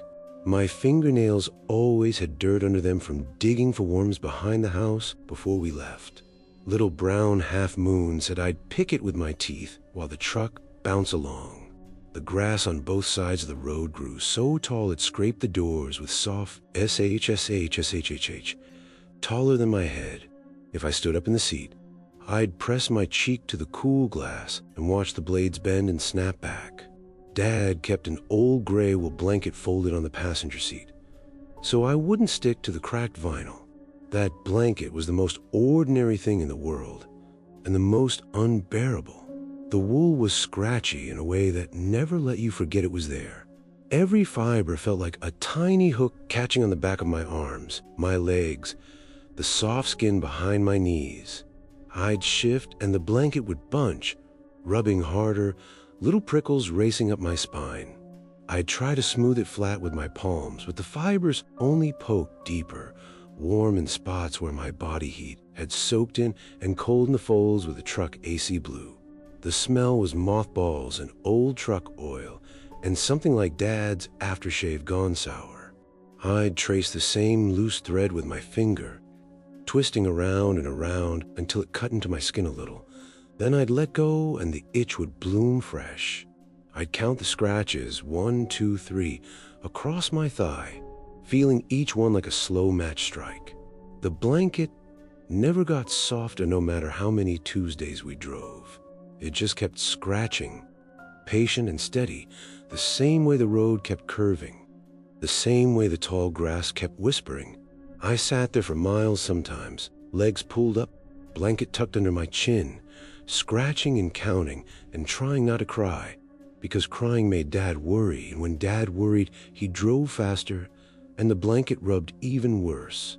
It was the most boring, ends feeling, and it filled the whole cab until there was no room left for anything else. The colors were wrong under that blanket too. My skin looked gray and far away. We'd stop at other houses first. I'd hop down with a small stack of envelopes Dad gave me, the paper edges sharp against my dirty fingers. The sound of my sneakers on the gravel was loud, then soft, then loud again. At the Skaggs hole, turned the road getting narrower, the trees leaning too close, too large, their leaves too bright green against the wrong sky. Dad always slowed down and said, "Same lady today, same box." The house was a sagging A-frame, porch boards drooping into the hillside like they were tired of holding everything up. And every Tuesday the woman sat in the same plastic chair, thin as dry parchment, skin stretched tight over her bones. She never waved. She just held a big, great value box of cornflakes, top ripped open rough like somebody'd used their teeth. She stared down into it the way other people stared at television, never blinking, never eating. The flakes inside were still bright yellow, but the box looked old, corners crushed. I'd leave the package on the bottom step, sometimes a small brown box, sometimes just more mail, and she'd never look up. Dad said she'd been like that since before I was born. The silence around her house was heavy, the kind that makes your ears ring after a while. Most Tuesdays blurred together. I'd stand at the bottom of the steps, the strap of the little mail pouch Dad let me carry digging into my shoulder, the canvas rough and smelling like old paper. The porch smelled like damp wood and something sweet rotten. The woman's eyes were always half closed, fixed on inside of that cereal box. I'd back away slow, the tall grass brushing my shorts, leaving green streaks on my knees. Sometimes I thought I heard a faint clicking sound, like a bicycle chain turning slowly somewhere far off in the trees, though there were no bikes, no kids, no roads wide enough. Maybe I imagined that part, but it felt so real. The chain clicked in time with my heartbeat, patient, like it was waiting for me to notice. Then came the Tuesday. The chair was empty. The front door stood wide open. The silence was thicker than usual, pressing on my ears until they rang high and thin. Dad was back at the truck sorting the next batch.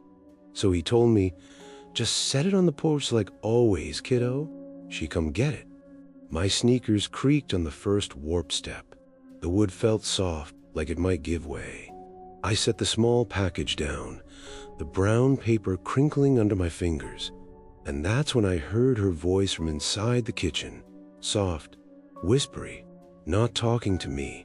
She was talking to the box. I stepped up one more stair, just enough to see through the rusty screen door. The kitchen was dim, but the wrong yellow light from the window cut across the table. The woman stood there. Same parchment skin, same faded dress hanging off her, like it was too big. She held the Great Value cornflakes box tilted toward her. One by one, she dropped small white stones into it, pebbles smooth and round, the kind you find in creek beds. Each time a stone hit the bottom of the cardboard, it was a soft thud, and then a man's voice, deep, booming, like it came from a mile underground, screamed a name from inside the box. Margaret. The voice cracked on the last syllable, raw and terrified.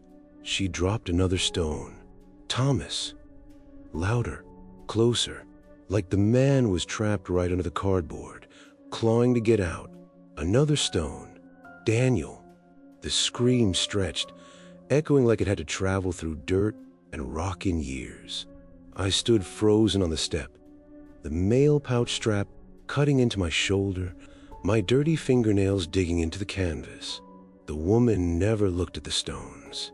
She just kept dropping them, slow and careful, like feeding a pet. The box shook a little with each scream. The cornflakes inside were still dry and yellow, but the stones were making them shift, and the voice kept coming, names I half recognized from Dad's stories about people who used to live in a hollow and then didn't anymore. She looked up. Her eyes were completely white. No pupils, no color, just milky white like boiled eggs. She stared straight to the screen door at me, head tilted like a bird listening for worms. "Do you have any spare teeth?" she whispered. Her voice was soft, almost kind, but the words crawled across my skin. "I need just one more. For the box. It gets hungry." The air in my lungs turned thick. The porch boards groaned under my sneakers, even though I hadn't moved. The bicycle chain clicking was louder now, right behind me, though when I turned there was only tall grass and a mail truck far away. Dad's silhouette small and far. The woman's white eyes waited. The box waited. Another stone sat in her palm, small and white and perfect. I don't remember running. I don't remember reaching the truck. I just remember the strap of the pouch still digging in, the dirt still under my nails, the tall grass still brushing my legs, the wrong yellow light still pouring through the windshield. I'm still there, right now. The step is still creaking under my small sneakers. The screen door is still half open. The woman is still standing at the kitchen table, dropping the next stone. The deep voice is still screaming another name, the sound rising up to the cardboard like it's coming from right under my feet. Her white eyes are still on me, patient and kind and wrong. The Great Value box is still open, cornflakes shifting, stones piling up. The tall grass is still whispering. The bicycle chain is still clicking slowly in the trees that lean too close. Dad is still back at the truck, waiting, but the road never gets any closer no matter how long I run. I never grew up. I never left Skaggs Hole. I'm still that kid standing on the first warp step, mail pouch heavy on my shoulder, dirt under my fingernails. The scratchy wool blanket waiting for me back in the truck cab. The colors are wrong. The woman is still asking, soft and sweet, "Do you have any spare teeth?" And the story, it starts again. Story 9. I think I was 12, maybe just turned 13. That whole summer felt like it would never end. Every day was hot and sticky, the kind of heat that made your shirt stick to your back 5 minutes after you stepped outside. The auto repair shop where my father worked sat at the very end of a narrow dirt road called Hollow Lane. The road was so bumpy that bikes rattled the whole way, and tall pine trees grew right up to the edges, their branches hanging low and brushing the tin roof of the shop whenever the wind picked up. Sometimes at night you could hear the branches scratching, like long fingernails on metal. Dad, his name was Martin, had been fixing cars there since before I was born. The sign outside said Martin's Auto in faded red letters, and one of the letters, O, was missing, so it read Martin's AUT. People still knew where it was. When I turned 12, he started letting me come in after school and on weekends. He handed me an old blue rag that smelled like gasoline and said, "Wipe your hands, stay out of the way, and for God's sake, don't touch anything with a sharp edge, Tommy." That was me, Tommy. I liked being there. The shop smelled like warm metal, burnt rubber, old coffee, and the faint sweet rot of leaves that blew in under the big roll-up doors. My hands were never clean that summer. There were always black half-moons of grease under my fingernails. I used to dig behind the shop in the soft dirt near the back fence, looking for old bottle caps, rusty washers, broken spark plugs, anything interesting. Sometimes I found marbles or pieces of colored glass smoothed by years in the ground. While Dad worked, I would sit on an overturned milk crate and pick at the black crescent with my teeth, tasting the sharp bite of oil and iron. I didn't mind. It felt grown up. The grass around the shop grew wild and tall, higher than my waist in places. It was the kind of grass that left bright green streaks across my denim shorts and on my skinny legs every time I ran between the open bays. The streaks never completely washed out, no matter how hard Mom scrubbed them in the laundry sink. I used to pretend the green marks were camouflage, like I was a soldier hiding in tall weeds. My bike was an old red BMX with chipped paint and a chain that clicked every time the pedals turned. I always left it leaning against the chain-link fence beside the shop. Even when I was inside working, I could hear it, click, click, click, like it was counting the seconds until I came back out. The sound was soft but steady. It followed me through the open doors, faint but impossible to ignore. That particular afternoon, the sky was heavy with clouds that never quite rained.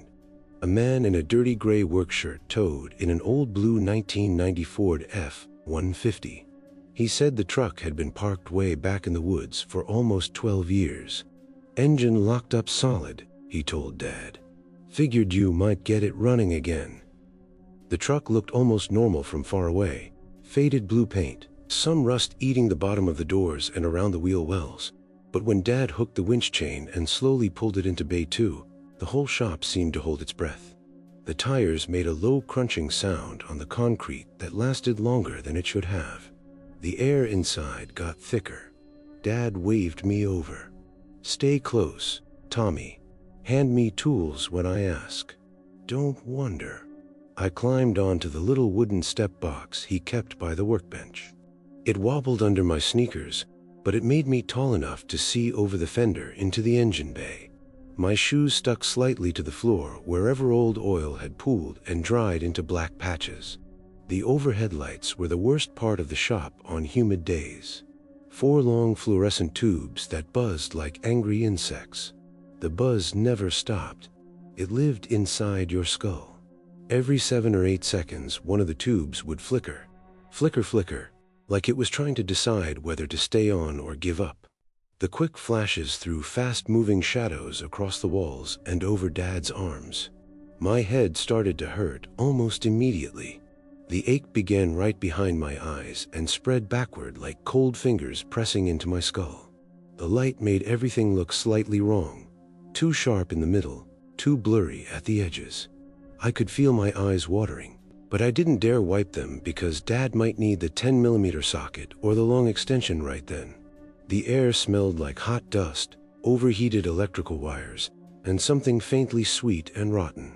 The headache throbbed in perfect time with the buzzing lights. I rubbed my temples with greasy fingers and felt the grit roll under my skin, but the buzzing drilled deeper. It felt like it was inside my bones now. Dad finally unlatched the hood and pushed it up. The hinges groaned loudly in the quiet shop. No birds' nests, no mouse nests, no leaves or twigs. Instead, the entire engine was wrapped in thick, long strands of black human hair. The hair was wound tight around the fan belt, threaded through the spark plug wires, looped around the alternator, pushed deep into the intake manifold, layer after layer like someone had spent years building a nest inside the motor. Under the flickering lights, the hair looked wet and oily. It glistened. Dad reached out slowly and touched a thick bundle of it with 2 fingers. He pulled his hand back and looked at his fingertips. They were shiny. "Still warm," he said. His voice sounded flat and far away. "Feels alive." He took the red utility knife from his back pocket, the one with a blade that never went all the way in or all the way out. He handed it to me, handle first. "Hold the flashlight steady, son. Right here." My hands were shaking so badly the beam jumped across the engine. When I pressed the dull blade against the hair, the strands separated slowly, reluctantly. Almost immediately dark blood welled up, not thin like water, not black like old oil, but thick, real human blood. The smell hit me hard, coppery, warm, like wet pennies left in the sun. The blood dripped in heavy, slow drops that landed on the concrete and stayed perfectly round. They didn't spread or soak in. They just sat there like dark red marbles. I kept cutting. More blood came. Warm drops splashed onto my wrist and slid under the cuff of my sleeve, leaving sticky trails on my skin. I reached deeper into the nest with my left hand. The strands were soft and warm. They moved around my fingers, slowly, gently, like they were curious about me, like they wanted to hold down. My fingertips brushed something hard and cold. I closed my hand around it and pulled.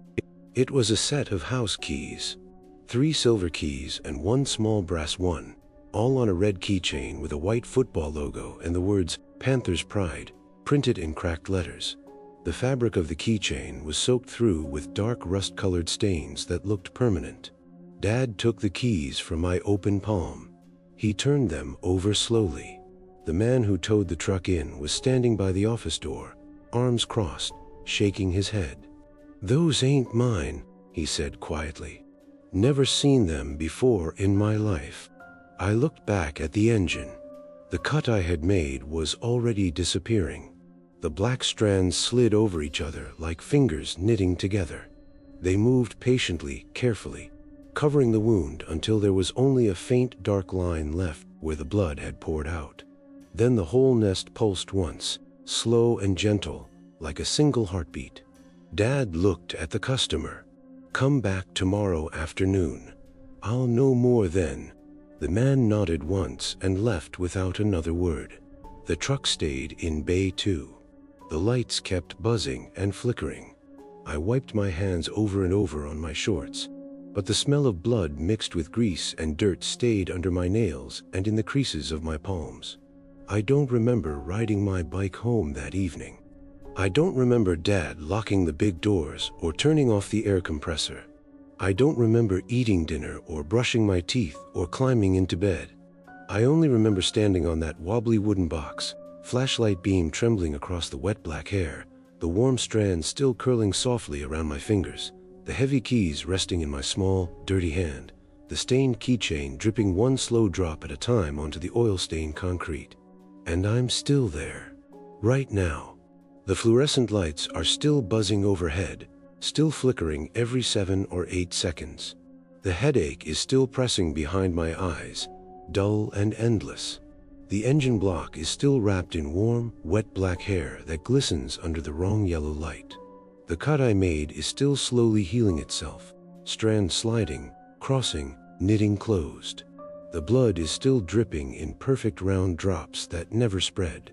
The house keys are still warm in my 12-year-old hand. The red keychain is still dark with old stains. The man is still standing by the office door, shaking his head, saying those keys don't belong to him. My red bike is still leaning against the fence outside, chain going click, click, click, in the tall grass that brushes my bare legs. I never grew taller. I never left Hollow Lane. I never walked through the front door of our little house again. I'm still that skinny kid with greasy hair and scabby knees, standing on the step box, staring into the dark nest inside the engine while the hair moves and repairs itself, patient and alive. The colors are still wrong, too bright in the wrong places, too dark in the others. The buzzing never stops. The keys are still warm from being inside something that used to be alive. And every time I blink, the story begins again. Story time. The air was different back then. Or maybe it's just the air out there, on the West Virginia border. They call it the quiet side. I remember my boss telling me that. Or was it my father? No, it must have been the boss. I was surveying a tract of land for a timber company. I had my boots on, the heavy ones with the yellow laces that always seemed to collect burrs. I remember the burrs specifically. They were brown and prickly, like little dead spiders clinging to my ankles. I spent a long time picking them off. My fingernails were dirty. There was this fine, black grit under them that wouldn't come away, no matter how much I wiped my hands on my jeans. The grass was tall. It was too tall, really. It came up to my waist, and I remember thinking that if I tripped, the world would just swallow me whole. It was dry, that sharp kind of grass that leaves little white paper cuts on your skin if you move too fast. I was moving slowly, though. I had to. I had my digital transit set up on a tripod. It was a heavy thing, a Leica, I think. Or maybe it was just a heavy piece of plastic. It felt heavy. The tripod legs were silver and scratched, and I remember how they poked into the soft dirt, making 3 little black holes that looked like eyes watching the ground. I was trying to find a boundary marker, a concrete post or a rusted pipe, something that said here is where the world ends and the company begins. But the marker wasn't there. I checked the map. The paper was crinkled and smelled like old coffee, and then I looked through the transit lens. That's when it started to feel thin, like the world was a piece of paper that had been folded too many times and was starting to tear at the creases. The digital display on the transit didn't show the coordinates. It didn't show the angles or the grade. It just started to flicker. The numbers were red, a very bright, angry red that hurt my eyes. They started scrolling. 1/22. I remember seeing that date and thinking it was a glitch, just a bit of static in the brain of the machine. But then it jumped. 1955, 1890, 1974. It was flipping faster than I could track, a blur of years passing by in the space between my heartbeats. The machine was making a sound, too. Not a beep. It was a clicking. Click, click, click. Like a beetle trapped in a matchbox. I think I was scared. No, I was confused. I reached out to touch the transit, but the metal felt cold. Too cold for a day that was supposed to be hot. It was high noon. I remember the sun was a white hole in the sky, baking the back of my neck. I could smell the sweat on my skin, that sour, salty smell that children have after playing outside all day. Wait, why did I think that? I was an adult. I was working. I pulled out my phone. I wanted to record it, to show the guys back at the office that the gear was shot. I pressed the button on the side, but the screen didn't show my apps or my wallpaper. It was just gray static. You know the kind, the snow from the old TV sets that used to sit in the corner of the living room, buzzing like a hive of angry bees. It was moving, swirling, and for a second, I thought I could hear a voice inside the static. A whisper, a name. Maybe it was my name. Then the static cleared, just in the center. It wasn't a picture. It was a reflection. I could see myself in the screen, my face pale and drawn, my eyes looking too big for my head. But I wasn't alone. In the reflection, standing right behind me, there was a man. He was wearing a suit. It was a tattered thing, the color of a wet dog, and it hung off his frame as if he'd shrunk inside it. He was tall, very tall, and he was holding something in his hand. I looked closer at the little screen. It was a set of keys. They were rusted, thick with orange flakes that looked like dried blood, and they were hanging from a lanyard. A NASCAR lanyard. It was black with a big 3 on it. Dale Earnhardt. I remember the 3 was peeling at the edges. The man didn't move. He just stood there in the gray snow of my phone. I spun around.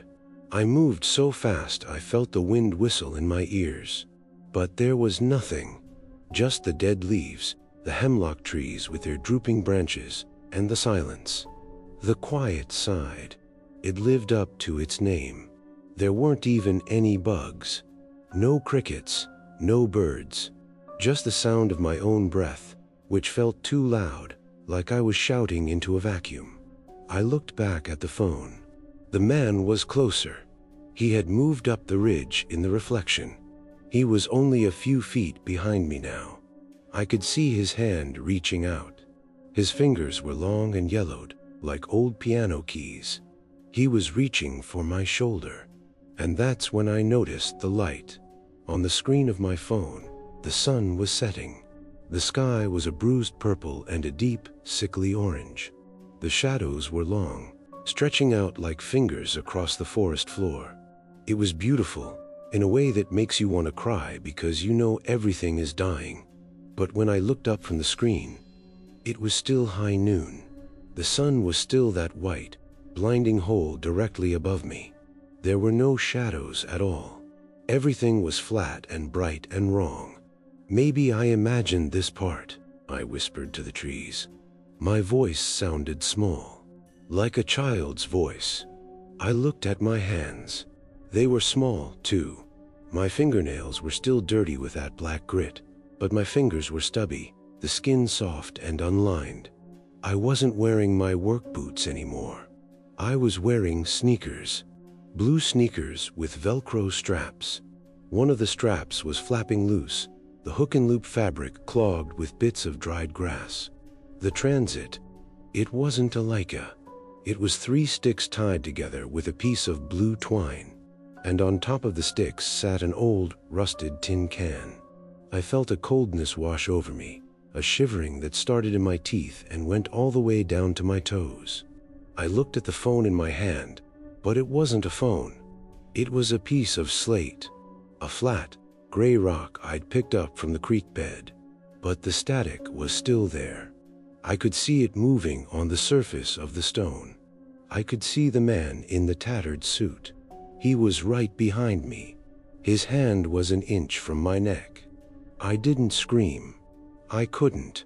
My throat felt like it was full of dry leaves. I just turned and ran. I ran through the tall grass, and the blades cut at my shins.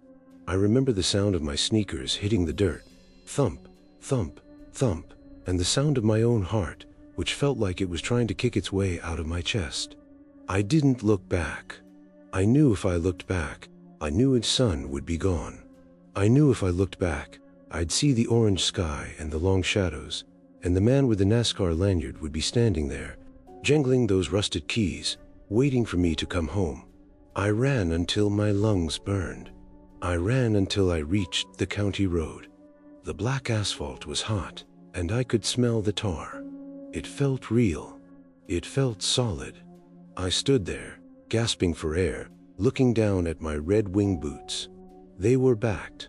The heavy leather, the yellow laces. I was an adult again. I was a surveyor. I reached into my pocket and pulled out my phone. The screen was black. I pressed the button, and it lit up. My wallpaper was a picture of my dog. No static, no reflection, just the time, 12:15 p.m. I looked back toward the ridge. The tripod was still there, a silver skeleton against the green of the trees. One of the legs was snapped. I must have hit it when I bolted. I didn't care. I wasn't going back for it. I climbed into my truck, a white Ford with a company logo on the door, and I drove. I didn't stop until I was 3 counties away and the sun was actually setting for real. But something felt off. I went to a diner. I remember the smell of grease and burnt coffee. The waitress was kind, I think. She had a name tag that said, Mabel. She asked me if I was okay, said I looked like I'd seen a ghost. I tried to laugh, but it came out as a whimper. I ordered a piece of cherry pie. I remember the way the filling looked, dark red, like a scab. When I went to pay, I reached into my pocket for my wallet. My hand hit something cold, something metal. I pulled it out. It wasn't my wallet. It was a set of keys. They were heavy and covered in a thick layer of orange rust. They were attached to a lanyard, a black NASCAR lanyard with a peeling 3 on it. I stared at them. My breath started to come in short, jagged gasp. I looked at my hand. The skin was smooth. The dirt was back under my fingernails. Black grit. The light in the diner began to change. The fluorescent hum grew louder, buzzing, turning into that gray static I'd seen on the screen. The other customers, the trucker in the corner, the old couple by the window, they started to flicker. Their faces became blurs of white and gray snow. The colors were wrong, I think, I said, but I couldn't hear my own voice. I looked out the window of the diner. It wasn't a parking lot out there. It was the ridge. The hemlock trees were leaning in, their branches scratching against the glass like fingernails. The sun was high in the sky, a white hole that gave no warmth, but the shadows on the floor of the diner were long. They were stretching toward me. I'm sitting here now. I think I'm writing this down, but maybe I'm just scratching it into a piece of slate with a sharp rock. My knees are scraped. I remember falling. Did I fall today? Or was it 30 years ago? The tall grass is moving, even though there's no wind. It's whispering my name. Or maybe it's just the sound of the bicycle chain. I had a bicycle once. A red one. I remember the way the chain would slip and I'd get grease on my thumbs. I have grease on my thumbs now. Or is it black dirt? I can hear the clicking. Click, click, click. It's the transit. Or the beetle. Or the man's teeth. He's standing behind me again. I don't have to look to know. I can feel the cold coming off his tattered suit. I can hear the rusted keys jingling on that NASCAR lanyard. He's been waiting a long time. I was surveying a tract of land for a timber company near the West Virginia border, a place the locals call the Quiet Side. I remember that. I remember my boots. They had yellow laces. I think I was picking burrs off them. My fingernails were dirty. The grass is so high. If I trip, the world will swallow me. I set up my tripod. It's made of silver metal. No, it's made of sticks. I look through the lens. The numbers are moving. 1922, 1955, 2026. I pull out my phone to record the glitch. The screen is gray static. In the middle of the static, I can see a clear reflection of myself. I'm so small. I'm wearing my blue sneakers. Behind me, the man is reaching out. The sun is setting in the phone, but it's high noon in the woods. I need to run. I need to get to the county road. But I think I've already run. I've been running for a long time. My legs are tired. My sneakers are worn through at the toes. The static is getting louder. It's filling my ears, drowning out the silence of the quiet side. I'm surveying a tract of land. I'm picking burrs off my laces. The man is touching my shoulder. His hand is very cold. I think I forgot something. Something important. But the numbers on the transit are flipping so fast now that I can't read them anymore. It's all just a blur of red light. I was surveying a tract of land. Story 11. The rain was the first thing that went wrong. It wasn't normal rain. It didn't pitter-patter on the roof like the songs say.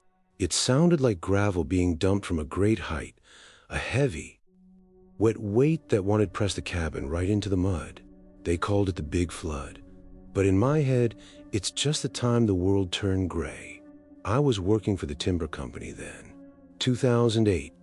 Or maybe it was 1998. No, the file said 2008. I remember because the calendar on the wall had a picture of a mountain that looked like a crumpled paper bag. I'm sorry, my head feels a bit like that paper bag right now. If I speak too fast, the edges might tear. They sent me up there to watch the access road. Guard duty, they called it.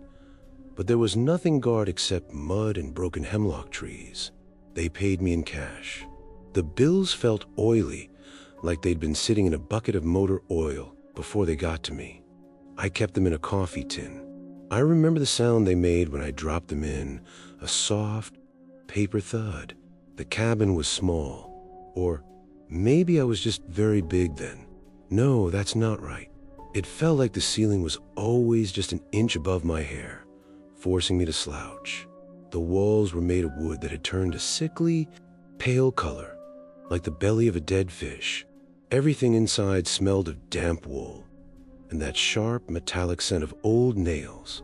I remember the kitchen best. The linoleum was yellow, or maybe it was white once and just grew tired.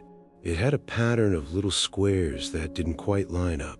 I used to spend hours looking at those squares, trying to find where the pattern broke. My fingernails were always dirty back then. I'd spend my evenings digging the black grit out from under them with a toothpick, sitting in the yellow light of a single bulb that hummed. It didn't just shine, it vibrated. It felt like the light was trying to tell me something, but it only knew one word, and it was a buzz I couldn't understand. The floor in the kitchen had a door. It wasn't a nice door. It was just a square cut into the wood, flush with the linoleum. It was held shut by 10-penny spikes. I remember counting them, 10 of them. The heads were flattened, smashed down into the wood by someone who didn't want that door to ever move again. They looked like silver eyes that had been blinded. I used to stand on that door when I ate. I ate ravioli every night, the off-brand kind from the dollar store down in the valley. The cans were almost always dented. Secans, the man at the store called them. I'd look at the dents and wonder what had hit them hard enough to bruise the metal. I'd microwave them in a cracked ceramic bowl, and each standing up at the counter. I couldn't sit. The chairs in that place, they were wrong. They were made of heavy oak, but if you so much as breathe on them, they would scream. A long, high-pitched wood-on-wood screech that felt like a needle going into my ear.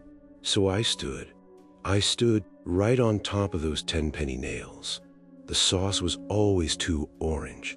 It wasn't the color of tomatoes. It was the color of a warning sign. I'd stand there, the bowl warmed my hands, and I'd chew. The meat inside was soft like wet bread. I remember the taste of the tin. It stayed on my tongue for hours. The first night, it was just a thud. I was walking to the sink to rinse my bowl. I like to keep things clean, or I tried to, despite the dirt under my nails. And I heard it. Thump. Just one. It came from right under my left boot. I thought maybe the house was settling. The wood is just thirsty from the flood, I told myself. My voice sounded then in the quiet. The cabin was so quiet that I could hear the bicycle chain in my pulse clicking in my neck. The second night, that's when the rhythm started. I was walking across the kitchen. Heel-toe, pause. Heel-toe.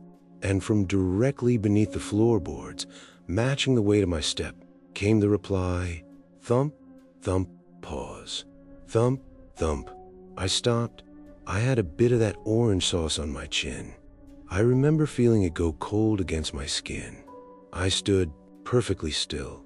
My heart was a bird trapped in a shoebox, beating against my ribs. I waited for the sound to continue, for whatever was down there to finish its thought. But it stopped when I stopped. Maybe I imagined it. The mind does funny things when the air is that thick, and the only thing you've talked in a week is a denikin of pasta. I took a tentative step toward the counter. Thump. I backed up, my sneakers squeaking on the linoleum. Thump. It was perfect. It wasn't echo. An echo has a delay, a soft fading of the sound. This was crisp. It was sharp. It felt like someone was holding a hammer on the other side of the wood. Inches from my soles, waiting for the exact moment my weight shifted. I sat on my plastic cooler for an hour after that. The cooler was the only thing that didn't creak. I sat there with my knees pulled up to my chin, watching the basement door. Those 10-penny spikes. I realized then that they weren't just hammered in. They were bent at the tips, hooked into the grain. Whoever put them there wanted to make sure that whatever was under the floor stayed under the floor. I started testing it. It was like a game, I think, or a nightmare I was trying to wake up from by playing along. I'd take 3 fast steps. Knock, knock, knock. I'd hop on one foot. Thump. I'd slide my foot in a circle, the rubber of my sole groaning against the floor. Below me, I heard the sound of something heavy dragging against the underside of the boards. A dry, rasping sound, like a burlap sack full of old teeth being pulled across the dirt. The colors in the room started to feel off after that. The yellow of the linoleum became a bruised, sickly ochre. The woods outside, I could see them to the tiny window above the sink, looked like they were made of gray plastic. The trees didn't sway, they just vibrated. I look out there and think I saw someone standing by the access road, a tall figure in a suit that didn't fit. But when I blink, it was just a stump, probably just a stump. By the end of the week, the knocking changed. It got impatient. I was pacing. I couldn't help it. The walls felt like they were leaning in, trying to hear what was happening under my feet. I was pacing back and forth in front of sink, and the knocking started doing double time. I'd take 1 step, and it would give me 2. Thump, thump. I'd stop, and it would keep going for a second longer, a frantic, hollow drumming that made the floorboards vibrate. It was learning. That was a thought that cracked me. It wasn't just mimicking me anymore, it was anticipating. It was learning the exact way to my walk. It knew the way I favor my right ankle because of that old injury from when I fell off my bike as a kid. It knew the rhythm of my hesitation. I stopped eating the ravioli. The cans started to stack up on the counter. The sauce inside them seemed to ferment. Or maybe the metal was just leaching into the food. The whole cabin started to smell like tomato sauce and old, rusted nails. A sweet, metallic rot that got into my clothes, into my hair. I tried to wash it off in the sink, but the water came out brown and smelling of iron. I couldn't stay in the kitchen anymore. I moved my stuff to the truck.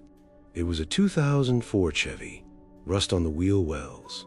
The interior smelled like stale cigarettes and those little pine tree air fresheners that don't actually smell like pine. I locked the doors. I sat in the driver's seat with a tire iron in my lap, watching the cabin through the windshield. The cabin looked small from the outside, almost like a toy, like a little dollhouse someone had dropped in the middle of the mud and forgotten about. The light in the kitchen was still on. I'd been too afraid to go back in and flick the switch. It cast a long yellow square onto the mud. The wind would die down sometimes. It would get so quiet that the world felt like it had been put in a vacuum. And that's when I heard it, even through the glass of the truck windows, even over the sound of the rain hitting the roof. I could hear it. Thump, thump, thump. Steady, patient. It was coming from the floorboard of the cabin, but it sounded like it was right under my seat. It was a rhythmic, hollow sound, the sound of someone knocking on wood, asking to be let in, or maybe asking me to come back inside. I'm an adult. I whispered to the rearview mirror. My reflection looked strange. My face was too round, my eyes too wide. I looked like a child wearing a man's beard. I have a job. I work for the timber company. This is 2008. But the dates, they didn't feel real. I looked at my phone, but the screen was just static. A gray, buzzing mess that reflected my own terrified face. I thought I saw a man in the reflection, standing in the bed of the truck. But when I spun around, there was only the empty road and the gray trees. I stayed in the truck for 3 days, or maybe it was 3 years. Time felt like the floodwater, brown and thick and impossible to see through.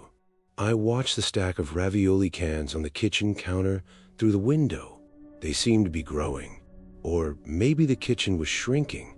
The knocking never stopped. It became a part of the world, like the sound of rain. Thump, thump, thump, thump. I remember the moment I finally broke. It was high noon, but the sky was that bruised orange color again. The sun was a white hole. I couldn't take the sound anymore. It was too loud. It was echoing in my bones. I grabbed a tire iron, and I ran back into the cabin. I was going to pull up those boards. I was going to see what was in the dark. I burst through the door. The smell of the rot hit me like a physical blow. The ravioli cans were everywhere now. Hundreds of them, piled in the corners like silver eggs. The labels were peeling off, showing the rusted tin beneath. I went to the basement door. I jammed the tire iron under one of the 10-penny spikes. I hauled back with everything I had. The nail didn't scream when it came out. It hissed, a long, slow hiss of escaping air. I pulled the second one, then the third. My hands were shaking. My fingernails were bleeding, the black grit mixing with the red. I didn't care. I needed to know. I got to the 10th nail, the final silver eye. I pried it up, and the board popped with sound like a breaking bone. I reached down and grabbed the edge of the door. I hauled it open. There was no basement. There was no dark room with a furnace or a concrete floor. Under the door, there was just more floor. The same yellow linoleum, the same kitchen counter, the same stack of Denny ravioli cans. And there, standing in the middle of that smaller kitchen, was a version of me. He was small. He was a child. He was wearing blue sneakers with Velcro straps. One of the straps was flapping loose. He was holding a cracked ceramic bowl of orange pasta, and his face was white with terror. He was looking up at me, and then he took a step. Thumb. I looked down at my own feet.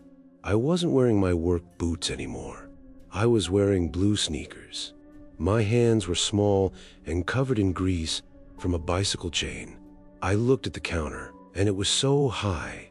I had to stand on my tiptoes to see the microwave. I think I imagined being a man. Maybe the timber company in the 2008 date, or just a story I told myself while I was hiding in the kitchen. I heard a sound above me. I looked up. The ceiling of the kitchen wasn't a ceiling anymore. It was the underside of the floor. Great, heavy boards of wood held together by massive silver spikes. The heads of the nails were the size of dinner plates. I heard a scraping sound, a tire iron jamming into the wood. Someone was prying the nails up. I stood there, the warm bowl of ravioli in my hands. The sauce smelled like iron. The light above me buzzed, a frantic, angry sound that filled my head until I couldn't think. Thumb. I took a step toward the sink. I had to rinse my bowl. I had to keep things clean. Thumb. The sound matched my footstep perfectly. Heel, toe, pause. Above me, a nail hissed as it was pulled from the wood. The colors are all wrong, I think. The sky outside the little window is too bright, a white hole that burns the tops of the trees. I can hear the rain starting again, but it sounds like gravel. I was the guy the timber company sent up to the cabin in 2008. They paid me in cash. I remember the oily bills. I remember the off-brand ravioli with the dented lids. I'd eat standing at the counter because the chairs creaked too loud. The basement door sits right here in the kitchen floor, nailed down with 10-penny spikes. I take a step toward the counter. Thumb. It matches my step exactly. I think I've been here for a very long time. I think I'm still here. I'm waiting for the tent nail to pop. I'm waiting to see who is looking down at me. The dirt under my fingernails is so black. I should probably try to clean it out with a toothpick. I take another step. Thumb.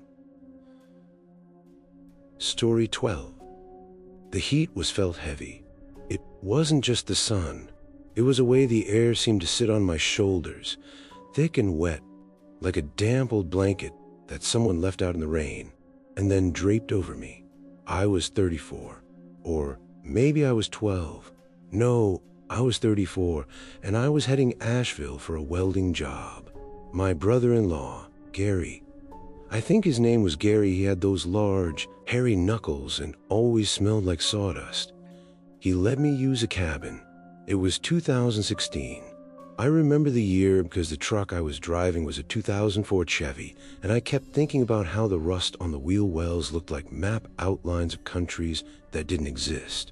I pulled up to the cabin with nothing but a duffel bag and a 12-pack of store brand beer. The cans were yellow, a flat, ugly yellow, like a bruise that's almost healed. They were warm. I remember the way the cardboard felt under my arm, soft and disintegrating from the humidity. The cans were sweating, leaving little rings of moisture on my jeans that looked like gray eyes. The colors were wrong, I think. The green of the trees was too thick, like someone had painted them with a heavy brush and forgot to let them dry. It was too bright out there. The sun was a white hole in the sky, and it made the gravel in the driveway look like piles of bleached teeth. I walked up the porch steps, and they groaned, a long, slow sound, like a big animal waking up. Inside, the cabin was quiet. Too quiet. It was a kind of quiet that makes your ears ring, a high-pitched hum that sits right at the back of your skull. The air smelled of old pine and something else, something metallic, like a handful of pennies. I dropped my bag on the floor, and the sound was so loud it made me jump. I felt small in that room. The ceiling felt miles away, and the shadows in the corners were too long for the time of day. There was a blue plastic tarp draped over a pile of scrap lumber just outside the kitchen window. It was faded, that dusty kind of blue that looks like a bruised sky. When the wind caught it, it didn't just flap. It made a sound like a heavy, with sheet of paper being torn in slow motion. Crinkle snap, crinkle snap. It was a hollow, empty noise that seemed to fill up the whole yard. If you listened long enough, you could hear the different layers of the plastic rubbing together. A dry, sliding sound that felt like it was happening right inside your own ears, rhythmic and pointless, over and over, until the sound became a sort of wall you couldn't see through. I stood there for a long time, just listening to that plastic. It was boring. It was the most boring thing in the world, but I couldn't move. The basement door was in the kitchen. It was nailed shut, 10-penny spikes, driven deep into the wood until the heads were flat and silver, like little sightless eyes watching my feet. Gary told me not to go down there. The floor is soft, he'd said. Or maybe my father said that. I remember the way the wood of the door looked, splintered and gray, with a grain that seemed to swirl in patterns that didn't make sense if you looked at them too long. I put the beer in the fridge. The motor of the fridge kicked on with a clatter that sounded like a bicycle chain slipping off the gears. Click-clack, click-clack. It reminded me of the time I fell off my bike and scraped my knee so bad I could see the white of the bone. I looked down at my knee. There was a scar there, but it looked fresh, red and angry. I rubbed it with my thumb, and the skin felt thin like parchment. The third morning, I woke up, and the light was coming into the window at an angle that made everything look stretched out. I went into the kitchen to find my keys. They were on the table, right where I left them, next to my truck keys. But there was something else there, a matchbook. It was crumpled at the edges, the way things get when they've been in someone's pocket for a long time. It was white with a red stripe. I picked it up. My fingers were stained with grease, black, oily streaks that I couldn't seem to wash off. The matchbook was clean. No dust, no explanation. I turned it over. On inside of the cover, someone had written a series of numbers in blue ballpoint ink. The ink was a very specific shade of blue, the color of a vein under thin skin. It was my license plate number. Below it, in the same cramped, shaky handwriting, was a time, 1:14 p.m. That was the exact minute I'd pulled into the driveway the day before. I remember looking at the clock on the dashboard. Maybe I imagined this part, but I felt a coldness start at the base of my neck and crawl down my spine. I hadn't seen anyone. I hadn't heard a car. The gravel in the driveway was loud. You couldn't sneak up here. I opened the matchbook. All the matches were there, their little red heads lined up like soldiers. I didn't light one. I just smelled it. Sulfur. That sharp, burnt smell that reminds you things are gone. I spent the day sitting on the porch. The grass in the yard was too high. It came up to the porch railings, a sea of yellow stalks that didn't move even when the wind blew. I felt like if I stepped off the porch, I'd just sink into it and never come back up. I kept looking at my hands. They looked different, smaller. The dirt under my fingernails wasn't just grease anymore. It was black soil, the kind you find in the woods under a layer of dead leaves. That night, I didn't sleep much. The fridge kept making that bicycle chain sound. Click-clack, click-clack.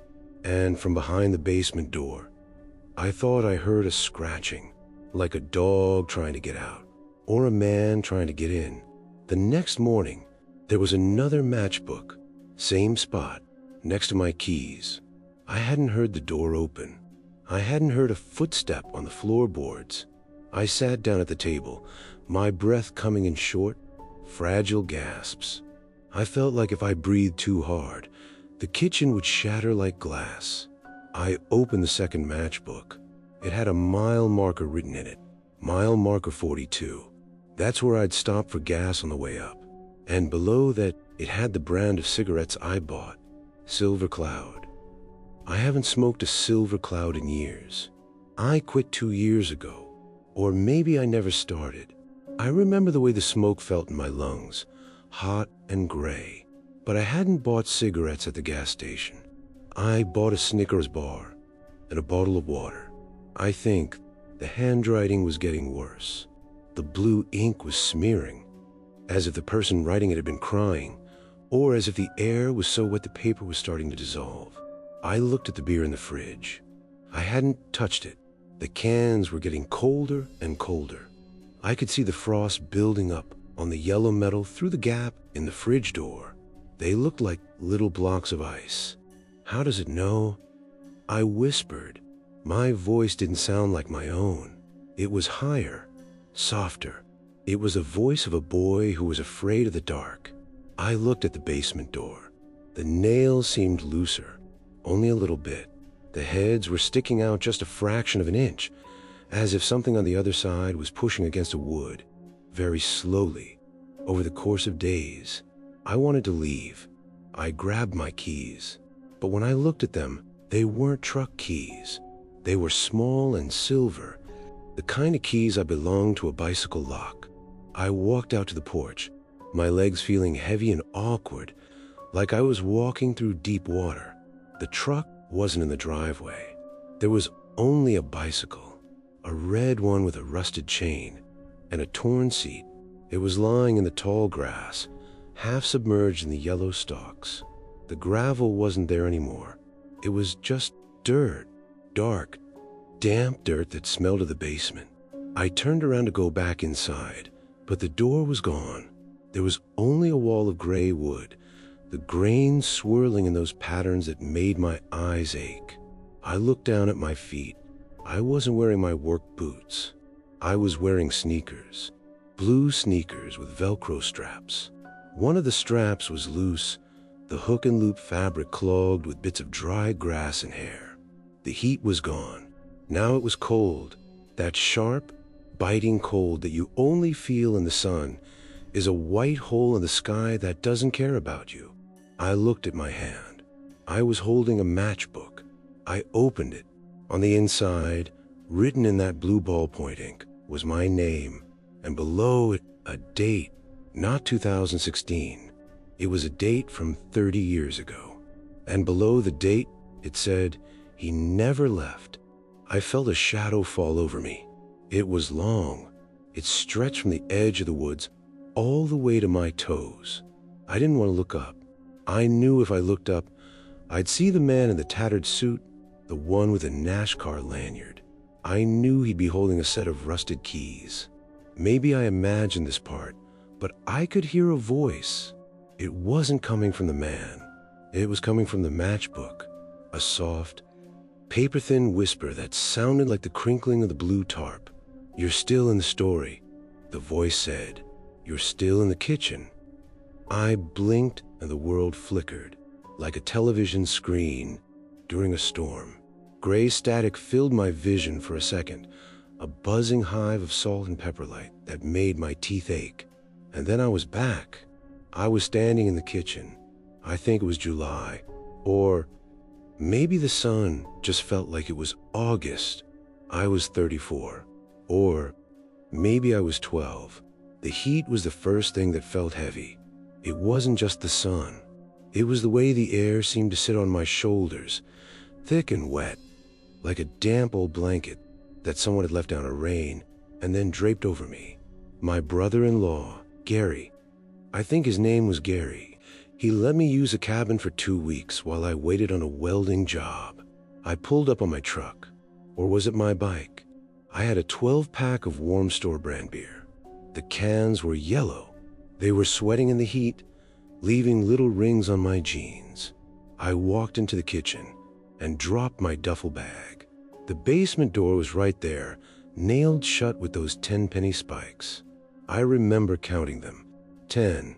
They looked like silver eyes that had been blinded. I put the beer in the fridge and the motor kicked on. Click-clack, click-clack, like a bicycle chain. I sat down at the table. My fingernails were dirty. There was this black grit under them that wouldn't come away, no matter how much I wiped my hands on my jeans. I felt fragile, as if speaking too loud might shatter the walls. The colors were wrong, I think.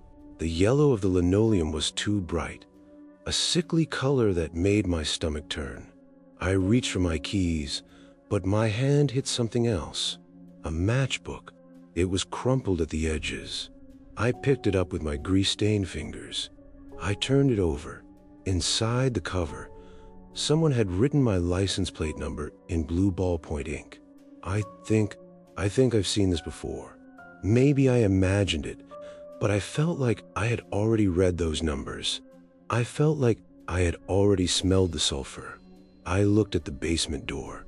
The nails seemed to be sticking out just a little bit more than they were a second ago. I'm still here. I think I'm still here. The blue tarp outside the window is crinkling. Crinkle snap, crinkle snap. It's a very boring sound. It's the kind of sound that goes on forever, even after the world ends. I look down at my sneakers. The Velcro strap is loose. I should probably fix it, but my hands are too small to reach the floor. I was the guy the timber company sent up here. No, I was the welder. I was the boy who fell off his bike. I'm the one who finds a matchbooks. The sun is a white hole in the sky, and the beer is getting colder in the fridge. I think I should open one, but I'm not allowed to touch the alcohol. My father would be angry, or maybe Gary would be angry. The scratching behind the basement door is getting louder. I reach for the matchbook. I want to light one. I want to see the flame, but I'm afraid of what it might show me in the shadows of the kitchen. I think the rain was the first thing that went wrong, or maybe it was the heat. I pulled up to the cabin with nothing but a duffel bag and a 12-pack of warm beer. The cans are yellow. The basement door is nailed shut. I think I'm still waiting for the welding job. Stories hierin. It was a fall of 2014. I remember the year because my truck was still new enough that it didn't rattle when I hit the potholes, though my uncle always had the road up that was designed to break things. My uncle had broken his hip. You see, he fell on a patch of black ice, or maybe he just tripped over his own shadow. He was never quite sure. He needed someone to go up to his cabin and check the pipes before the first real freeze. I told him I'd do it. I was 30, I think, or maybe I was 12. It's hard to tell when I look at my hands now. I remember pulling up the driveway. The gravel was white, too white, like crushed teeth, and it crunched under my tires with a sound that felt like it was happening inside my own head. I had my old thermos with me. It was a green metal thing, battered and scratched, and it always leaked just a little bit down the side, leaving a sticky brown ring on whatever I set it on. The coffee inside was bitter and lukewarm. I also had a bag of those generic honey-roasted peanuts. They were the kind you buy at the dollar store, the ones where the sugar and salt have fused into a sort of gritty dust at the bottom of the bag. The way that bag felt is something I can't quite shake. It was made of that thin, crinkly plastic that seemed to amplify every movement, making a sharp, snapping noise every time your fingers brush against it. I spent a long time just sitting in the driver's seat, reaching into the bag. The peanuts were small and bumpy, and as I ate them, the salt would find its way under my fingernails, a sharp, stinging sensation that felt like tiny needles being driven into the quick. I would rub my thumb against my forefinger, feeling the grit of the sugar crystals, trying to brush them away, but they always stayed. It was a dull, repetitive feeling, the way the salt stayed there, dry out my skin until it felt tight and itchy. I'd pick at a peanut, feel the crinkle of the bag, lick the salt from my lips, and then do it all over again. It was so boring, just sitting there in the silence, but I couldn't stop. The salt under my nails became the only thing I could really feel for a long time. It was just salt and plastic and the taste of dust. I finally got out of the truck. The cabin was small, or maybe it was just that the trees were too large. They seemed to loom over the roof, their branches drooping like heavy, tired arms. The colors were wrong, I think. The leaves weren't the bright orange or red you see on postcards. They were a dull, bruised purple and a yellow that looked like old teeth. The sky was high and white, a flat sheet of nothing that didn't have a sun. Just a general, painful brightness that made me squint. I went inside. The air in the cabin was still. It didn't smell like pine or wood smoke. It smelled like wet iron and old paper. I went straight to the kitchen. I remember the floorboards growing under my boots. Heel, toe, heel, toe. The sound was too loud. It felt like the house was recording my steps. I looked at the basement door. It was right there in the corner next to the pantry. My uncle had told me to stay away from it, but I didn't need the warning. The door was nailed shut. 10 penny spikes had been driven into the wood. Their silver heads flattened and bent as if someone had hammered them in a blind panic. They looked like blind eyes, all in a row. I remember reaching out to touch one. It was cold, so cold it felt like it was burning my skin. I didn't try to open it. I just stood there with my leaking thermos, watching the door. I think I imagined this part, but I thought I heard something move on the other side. Not a person, not an animal. Just a slow, heavy sliding sound, like a burlap sack being dragged through mud. By the 5th day, the silence had started to feel like a weight. I hadn't heard a single bird, not even a crow. I was sitting on the porch at dusk, eating those peanuts and feeling the salt burn under my nails.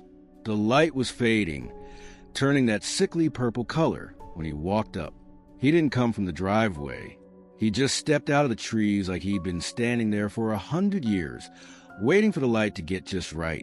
He was an older man, wearing a faded camouflage jacket that looked like it was made of dead leaves. He walked up the porch steps with a confidence that made my stomach turn. He didn't look at me at first. He just looked at the cabin. "The nails still holding?" he asked. His voice was like dry leaves blowing across a grave. I tried to answer, but my throat felt full of that peanut dust. I just nodded. "Good," he said. He finally looked at me. His eyes were the color of the basement damp. "You're looking a little thin, Leo." I froze. I hadn't told anyone my name. I hadn't seen another soul since I'd arrived. How did he know? But it didn't stop there. He leaned against the railing and spat into the weeds.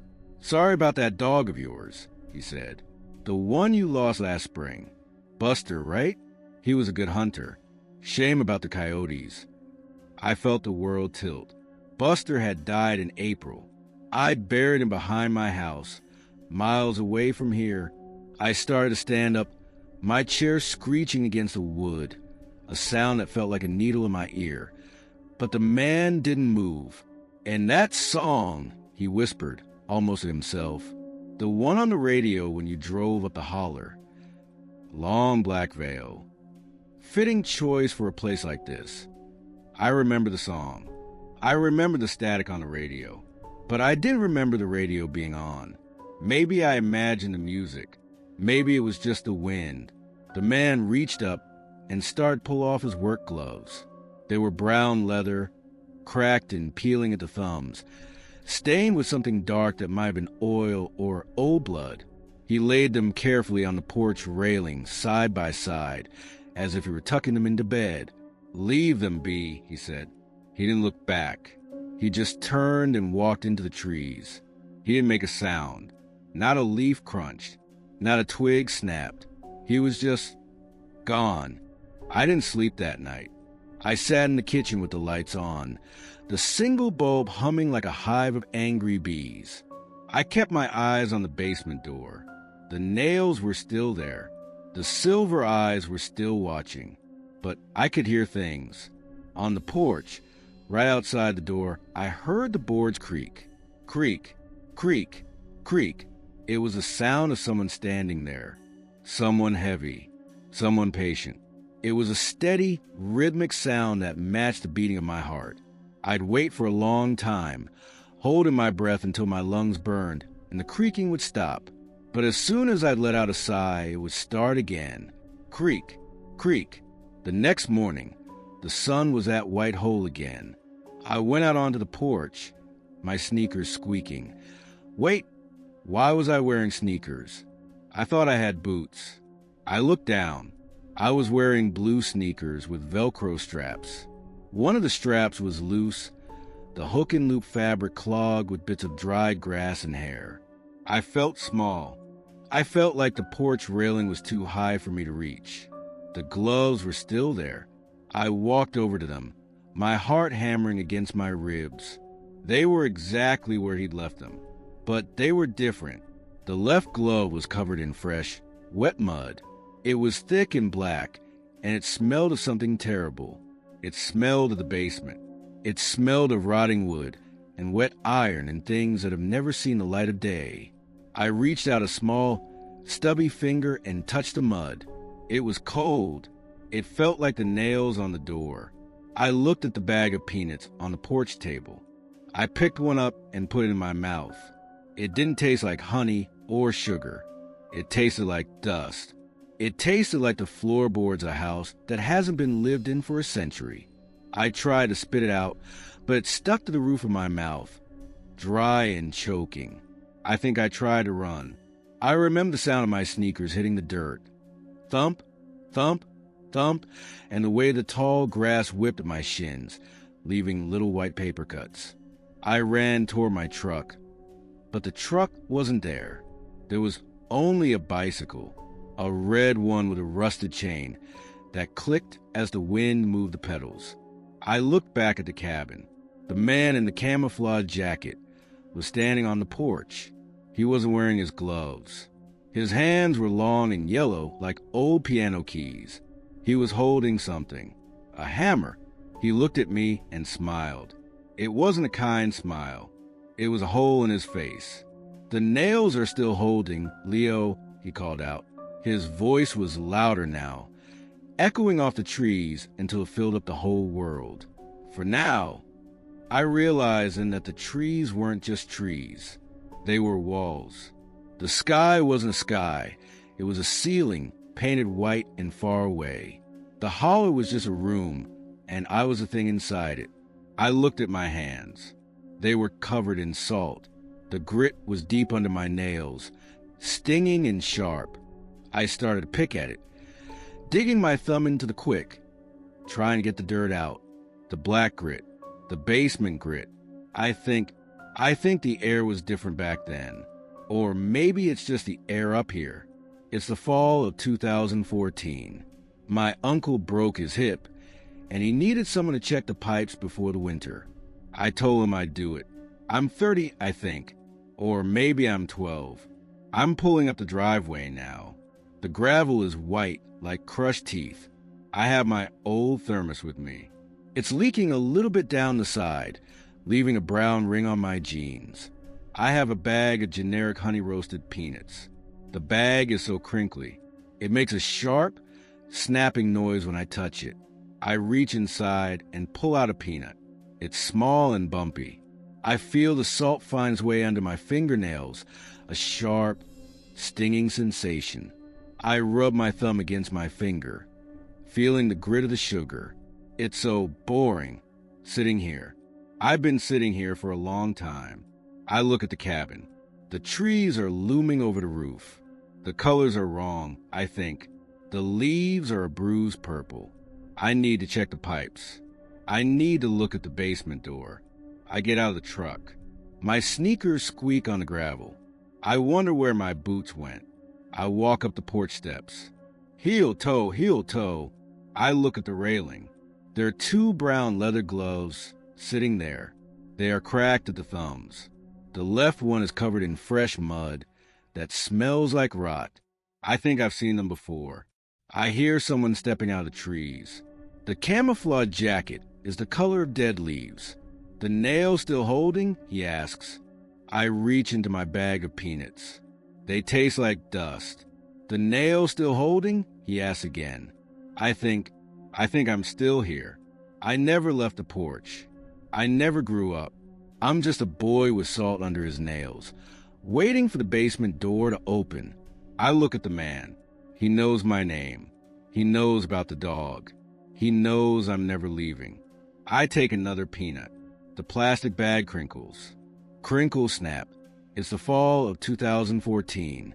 My uncle broke his hip. I told him I'd check the pipes. I'm pulling up the driveway now. Story 14.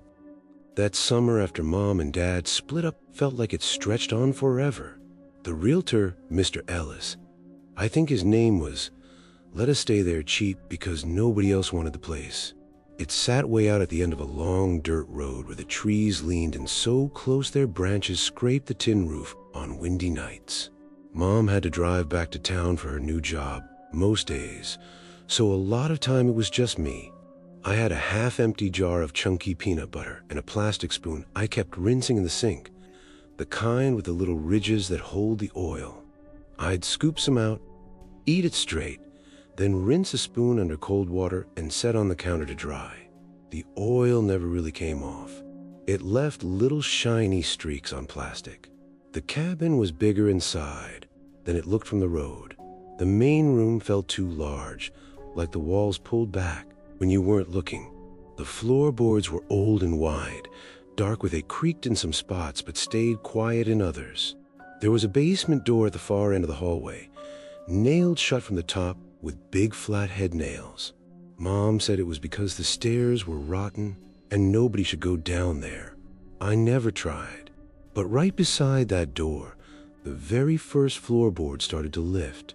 Just a tiny bit at first. I noticed it on the 3rd night. I'd shine my flashlight on it before I went to bed. My old blue headlamp that strapped around my forehead and made everything look flat and strange. I'd marked the gap with pencil, a thin gray line right where the board met the next one. The wood was rough under my fingers, and there was always a little dirt under my nails from playing outside earlier. I'd dig in the soft dirt behind the cabin looking for smooth stones or old bottle caps or anything interesting. The grass back there grew taller than my waist, brushing my shorts and leaving green streaks that never quite washed out. Sometimes I'd hear my bicycle chain clicking softly from where I left the bike leaned against the porch railing. Click, click, click. Like it was trying to remind me it was still there, still waiting. The sound followed me inside, faint but steady. That 3rd night, The pencil line looked higher. Not much, maybe an eighth of an inch, but I could see it. The colors were wrong, I think. The wood around the mark looked a little darker, a little swollen. I told myself it was the humidity. Cabin wood does that. I went to bed anyway, but I kept waking up and listening. The cabin was too quiet. No fridge hummed loud enough. No clock ticking, just the trees scratching the roof sometimes. In the morning, the line was higher again. The nail heads in the floorboard beside the basement door stood up proud, like they were being pushed from underneath. They looked when the morning light, shiny, like dew or something thicker. Maybe I imagined this part, but it felt so real. I touched one with my fingertip, and it was warm.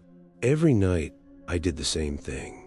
Scoop peanut butter, rinse the spoon, shine the headlamp, draw the pencil line. The gap kept growing.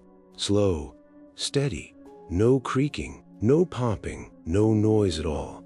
Just the wood rising like it was breathing, but quieter than breathing. By the fifth night, the whole section around the basement door had started to dome. Not a big bump, just a gentle curve, like something underneath was pressing patiently upward. I stopped walking straight over that spot. I started stepping wide around it, like a kid avoiding cracks in the sidewalk, so I wouldn't break my mother's back.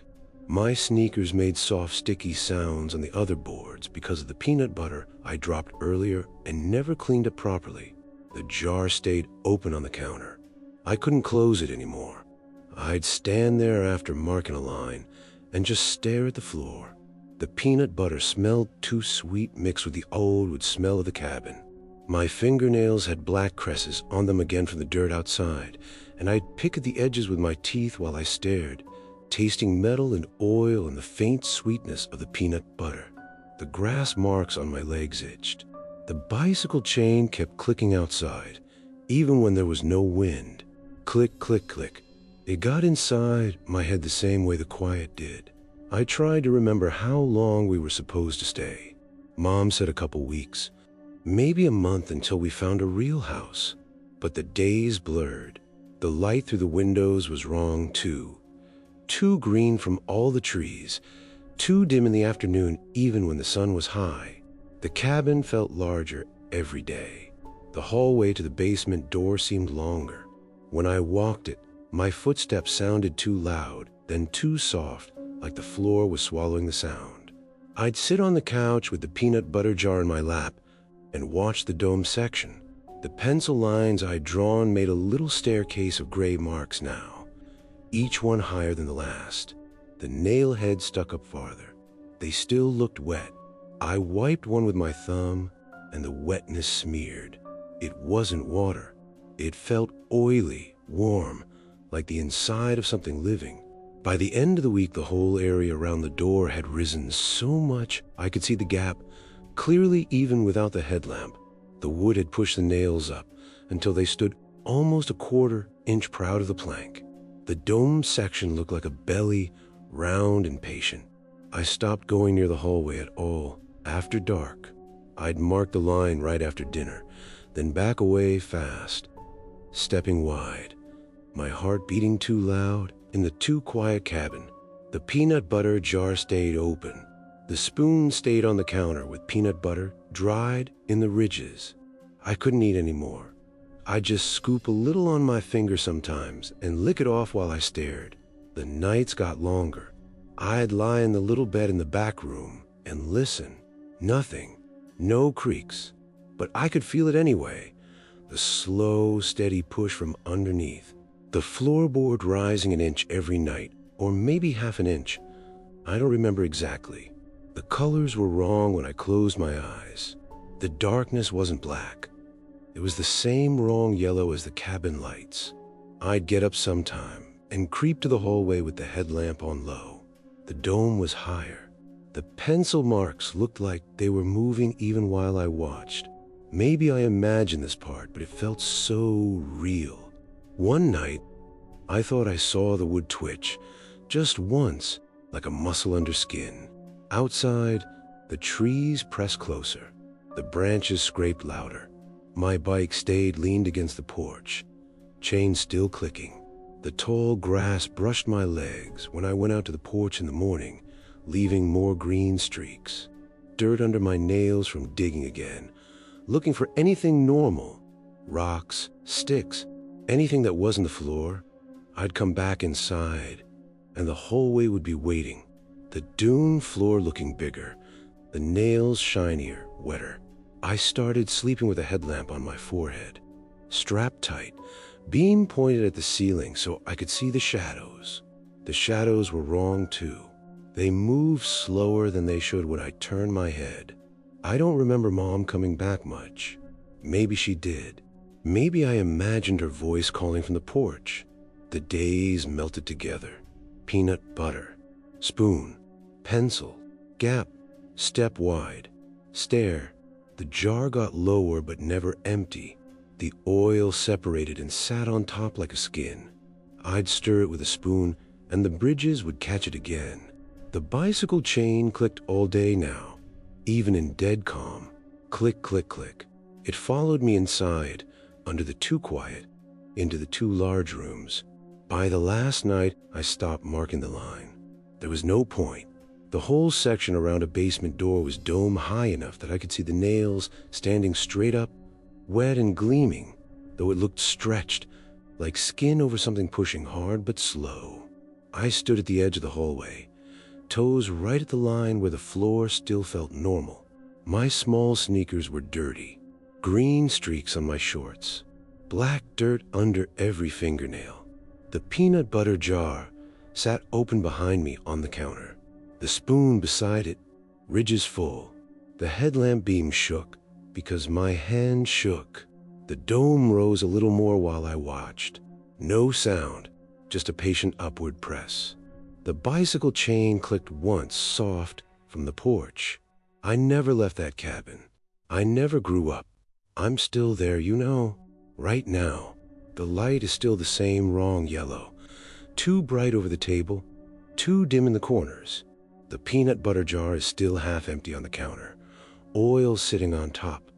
The plastic spoon still in the sink with ridges holding the last bits. The basement door is still nailed shut from above. The floorboard right beside it is still rising, slow and steady, pushing the nail heads up until they stand proud. And when the morning light, the pencil marks are still there, a whole staircase of gray lines climbing higher every time I look. The dome is still growing, patient, round, pressing upward from underneath. I'm still stepping wide around it. My 12-year-old legs shaky, green grass streaks on my shorts, black dirt in my fingernails, and I pick it with my teeth. The trees are still leaning in, branches still scraping the tin roof. My red bike is still leaned against the porch railing, chain going click, click, click in the tall grass that brushes my bare legs. The cabin is still too large, the room still too quiet, the shadows still moving wrong. Mom is still somewhere in town, or maybe she never came back. The realtor is still the reason we're here. Cheap, because nobody else would stay. I'm still that kid with the headlamp strapped on, beam shaking, staring at the floor that keeps rising an inch every night. The colors are still wrong. The quiet is still too heavy. The peanut butter still tastes too sweet, mixed with a fear that never leaves. Story 15. It was just the way the light hit the trees, making them look like long, skinny fingers trying to poke holes in the sky. I was up there in 2019. I remember the year because I had a calendar with pictures of old tractors on it, and I just marked off a Tuesday. I was helping my cousin clear the title on the property.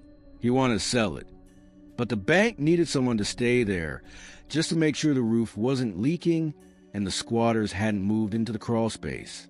I told him I'd do it. I thought I was an adult then. I had a truck and a job and a little single-cup coffee maker that I bought at a garage sale. It was a cheap thing, made of white plastic that had turned a sickly yellow over time. Every time I used it, it would hiss and spit, making a sound like a bicycle chain rubbing against a rusted fender. Click-clack, and it always left behind this sharp, stinging smell of burnt plastic, like I was melting a toy on a stovetop. But it worked, or I think it did. Everything feels a bit thin now, like if I speak too loud, the whole memory might just shatter and leave me standing in the dark. The cabin was small. It was just one room with a kitchen corner and a bed that smelled like damp wool. The floor was made of wide wooden planks that groaned whenever I took a step. Heel toe, like the house was complaining about my weight. But the weirdest part was the door in the middle of the floor. It led to the basement. My cousin had shown me pictures before I went up, and it was exactly the same in person. It was nailed shut. Someone had taken 10-penny spikes and driven them deep into the wood. Their silver heads flattened and bent as if they'd been hammered in a desperate hurry. They looked like blind metal eyes watching me from the floor. I didn't like walking over it. I'd go the long way around, hugging the wall, even if it meant bumping my shoulder against the rough logs. I remember those vanilla wafers I brought with me. They were the generic kind. The bag was thin and clear, and it made a loud, crinkly noise every time I touched it. They weren't even good.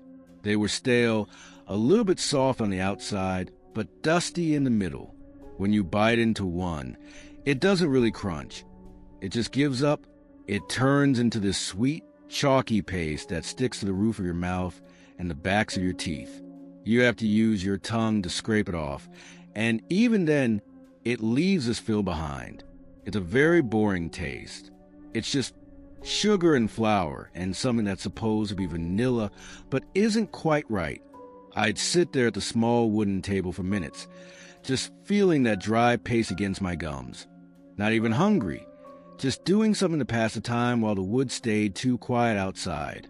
It was a flat, empty feeling, chewing on those cookies, like my mouth was full of sweet sawdust that didn't matter to anyone. It was just me and the quiet and the sound of my own teeth grinding down on the sugar. The first morning was when the smell started.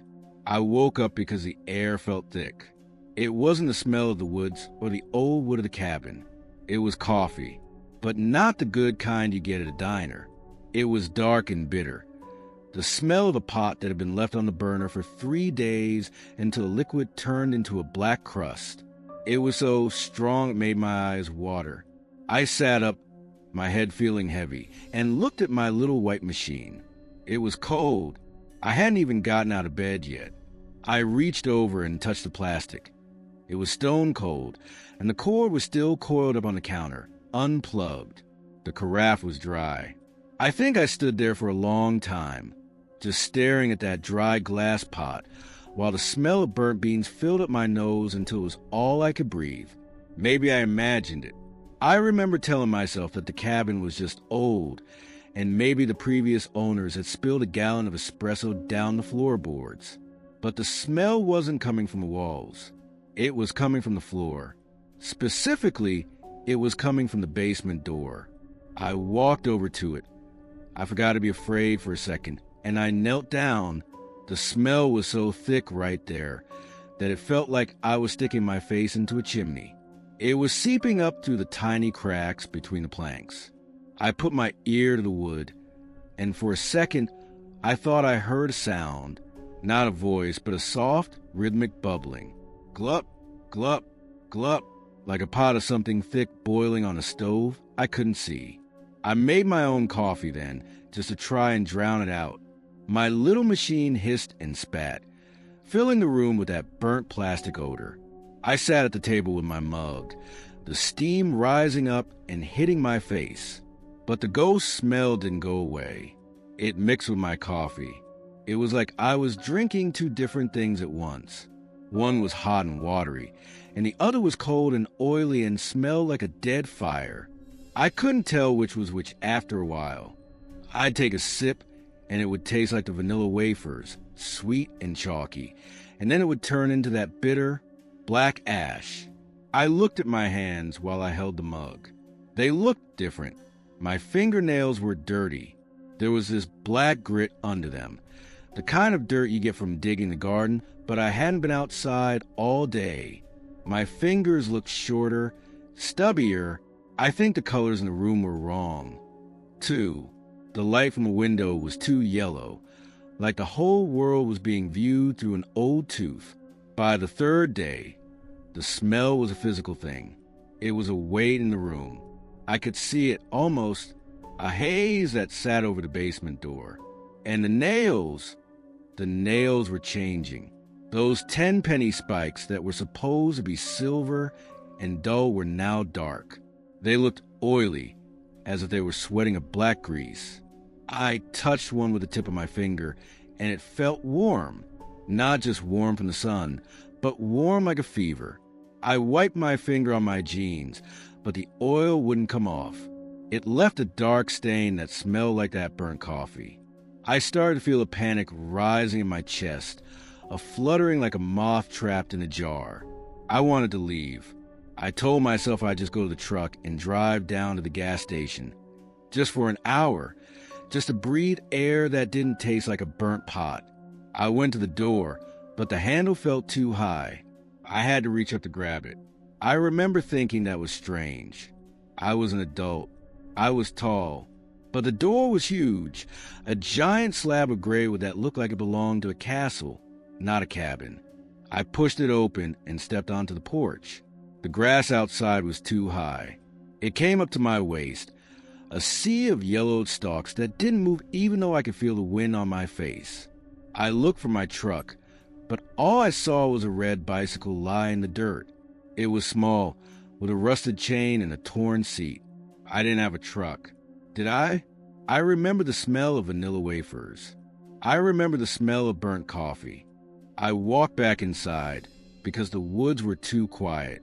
There were no birds, no bugs, just the sound of the wind whistling through the hemlocks, and it sounded like it was whispering a name. My name? Maybe. I went back to the kitchen and looked at the basement door. The oil was spreading. It was a dark circle now, soaking into the wood around the nails. The smell was so thick I could taste it on the back of my throat.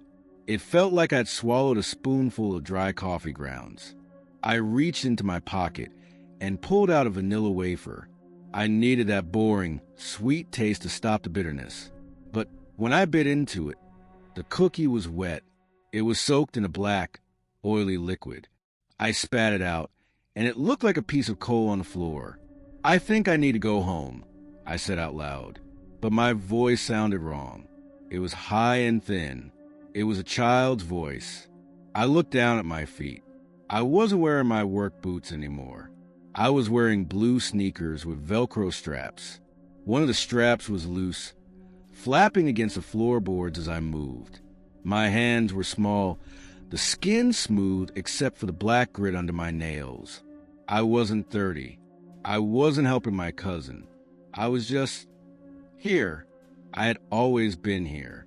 The smell of the coffee was a roar now. It wasn't just a scent. It was a sound, a deep, vibrating hum that shook the floor. I looked at the nails in the door. They were moving. They were slowly being pushed up from below. Squeak, squeak, squeak. The metal was groaning as it was forced out of the wood. One of the spikes popped out and landed on the floor with a heavy clink.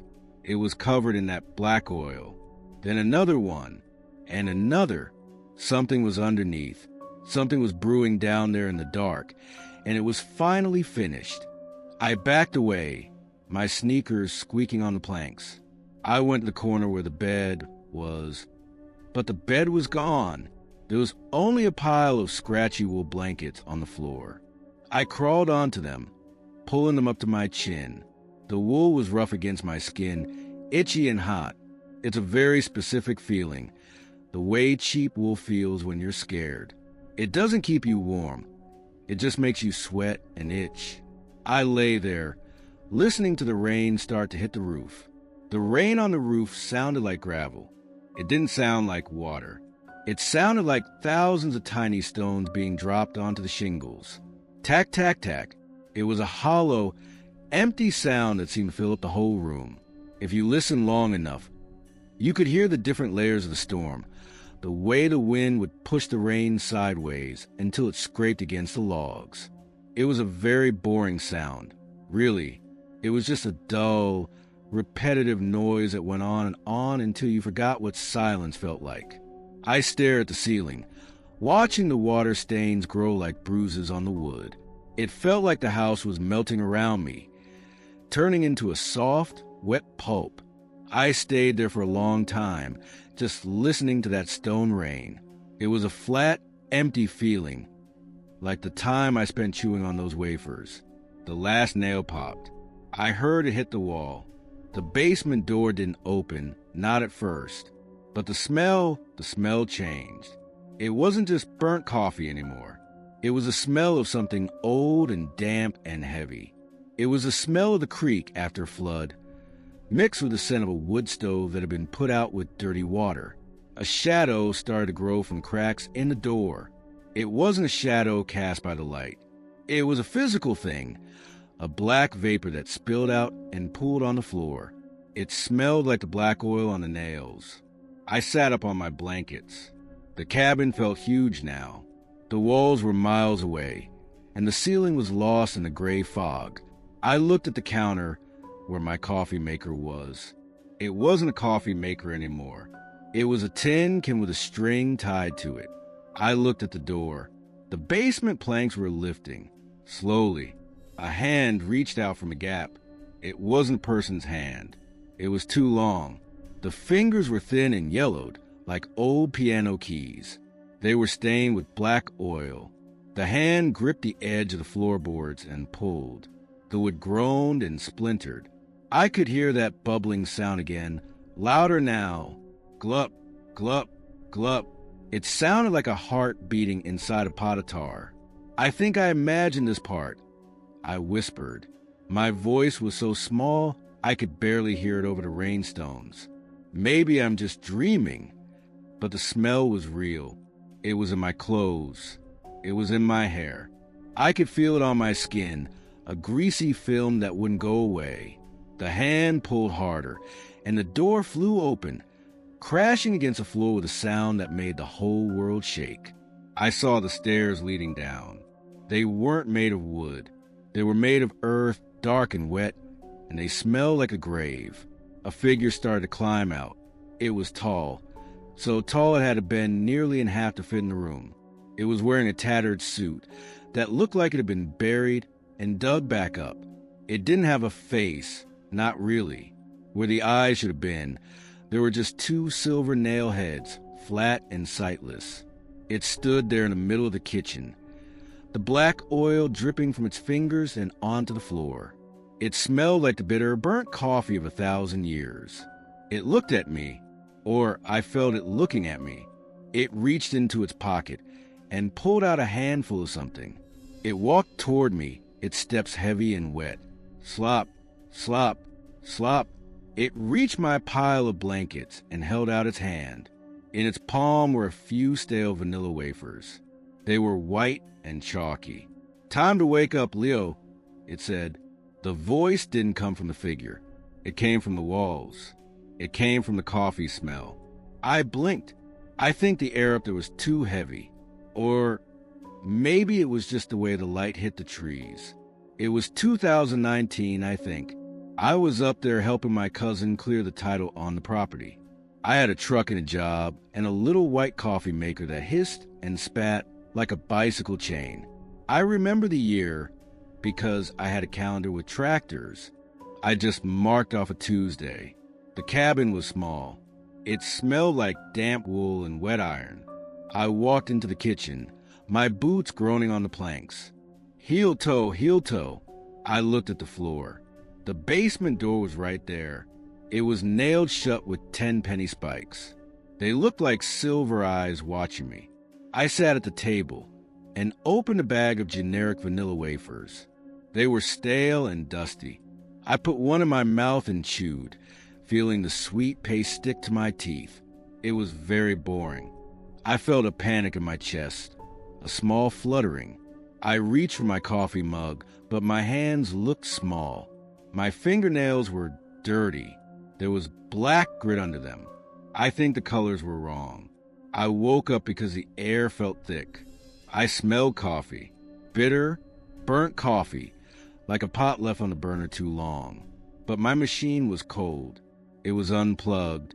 The smell was coming from the door and the floor. I'm still here, aren't I? I'm still in the cabin. I'm still waiting for the Tuesday to end. The nails look oily today. They look dark and wet. I think I'll have another cookie. The bag is so crinkly. Crinkle snap. I was helping my cousin. Or I was a boy. The coffee is brewing down there.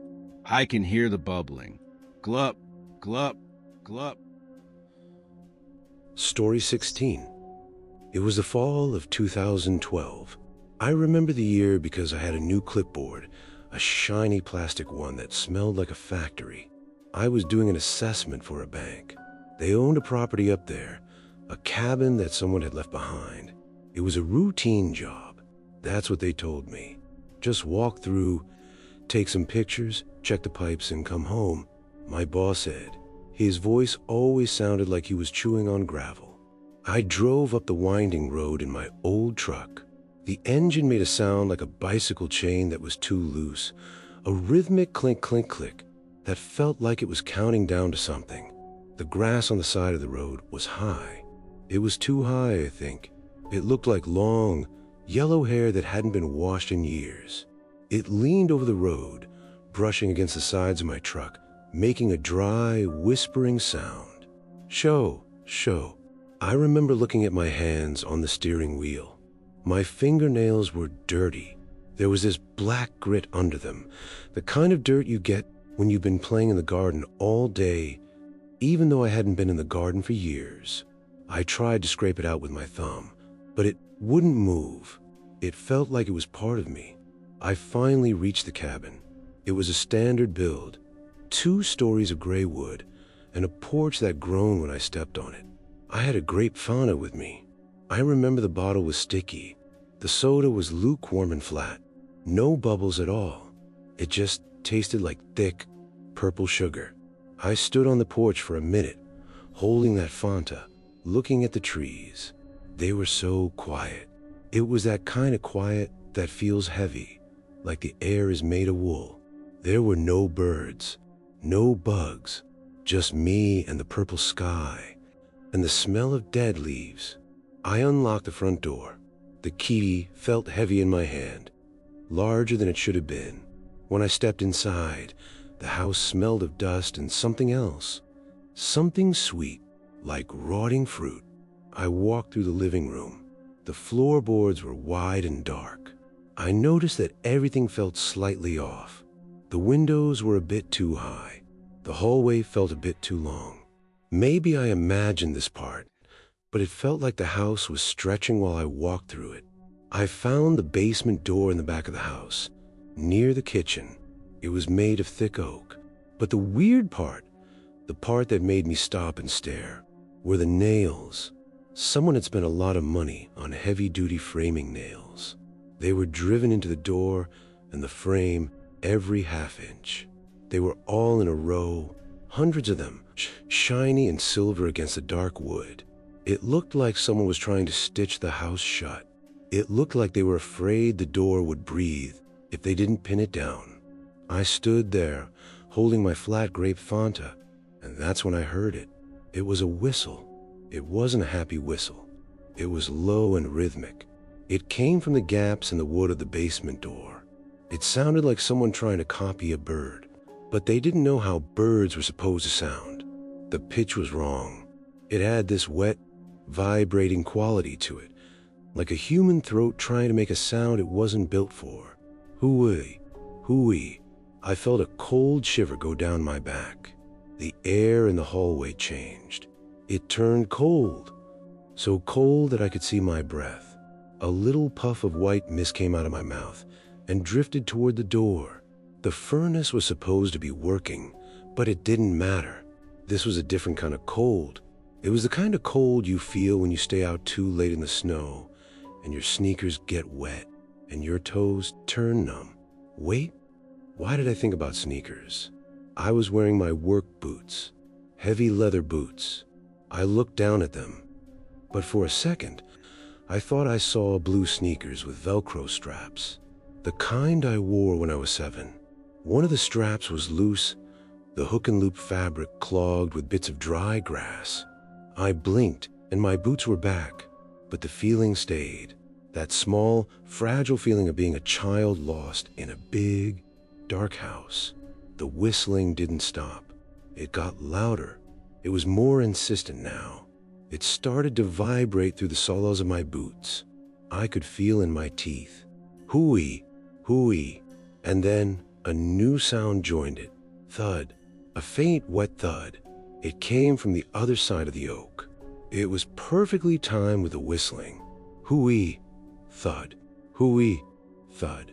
Whatever was down there wasn't just making a noise. It was moving. It was keeping rhythm with itself. It sounded like something heavy and soft hitting the wood, like a burlap sack full of wet meat being swung against a door. I hammered on the door with my fist. Hey! I shouted. My voice sounded thin and weak, like it might break if I spoke any louder. Is someone down there? The whistling stopped for a second. The house got even quieter, if that was possible. I held my breath. I could hear the click, clink, clink of my truck cooling down outside. Then, the whistling started again, but it was different. It was faster. It was right against the wood, as if the thing's mouth was pressed against a crack between the door and the frame. W-H-O-W-H-E. It was a scream of a whistle. The vibration was so strong it made the liquid in my fauna bottle ripple. The nails, those hundreds of silver nails, started to jiggle, only a little bit, but I could see them moving, as if the door was being pushed from the other side. The wet thuds became faster. 2. Thud, thud, thud, thud.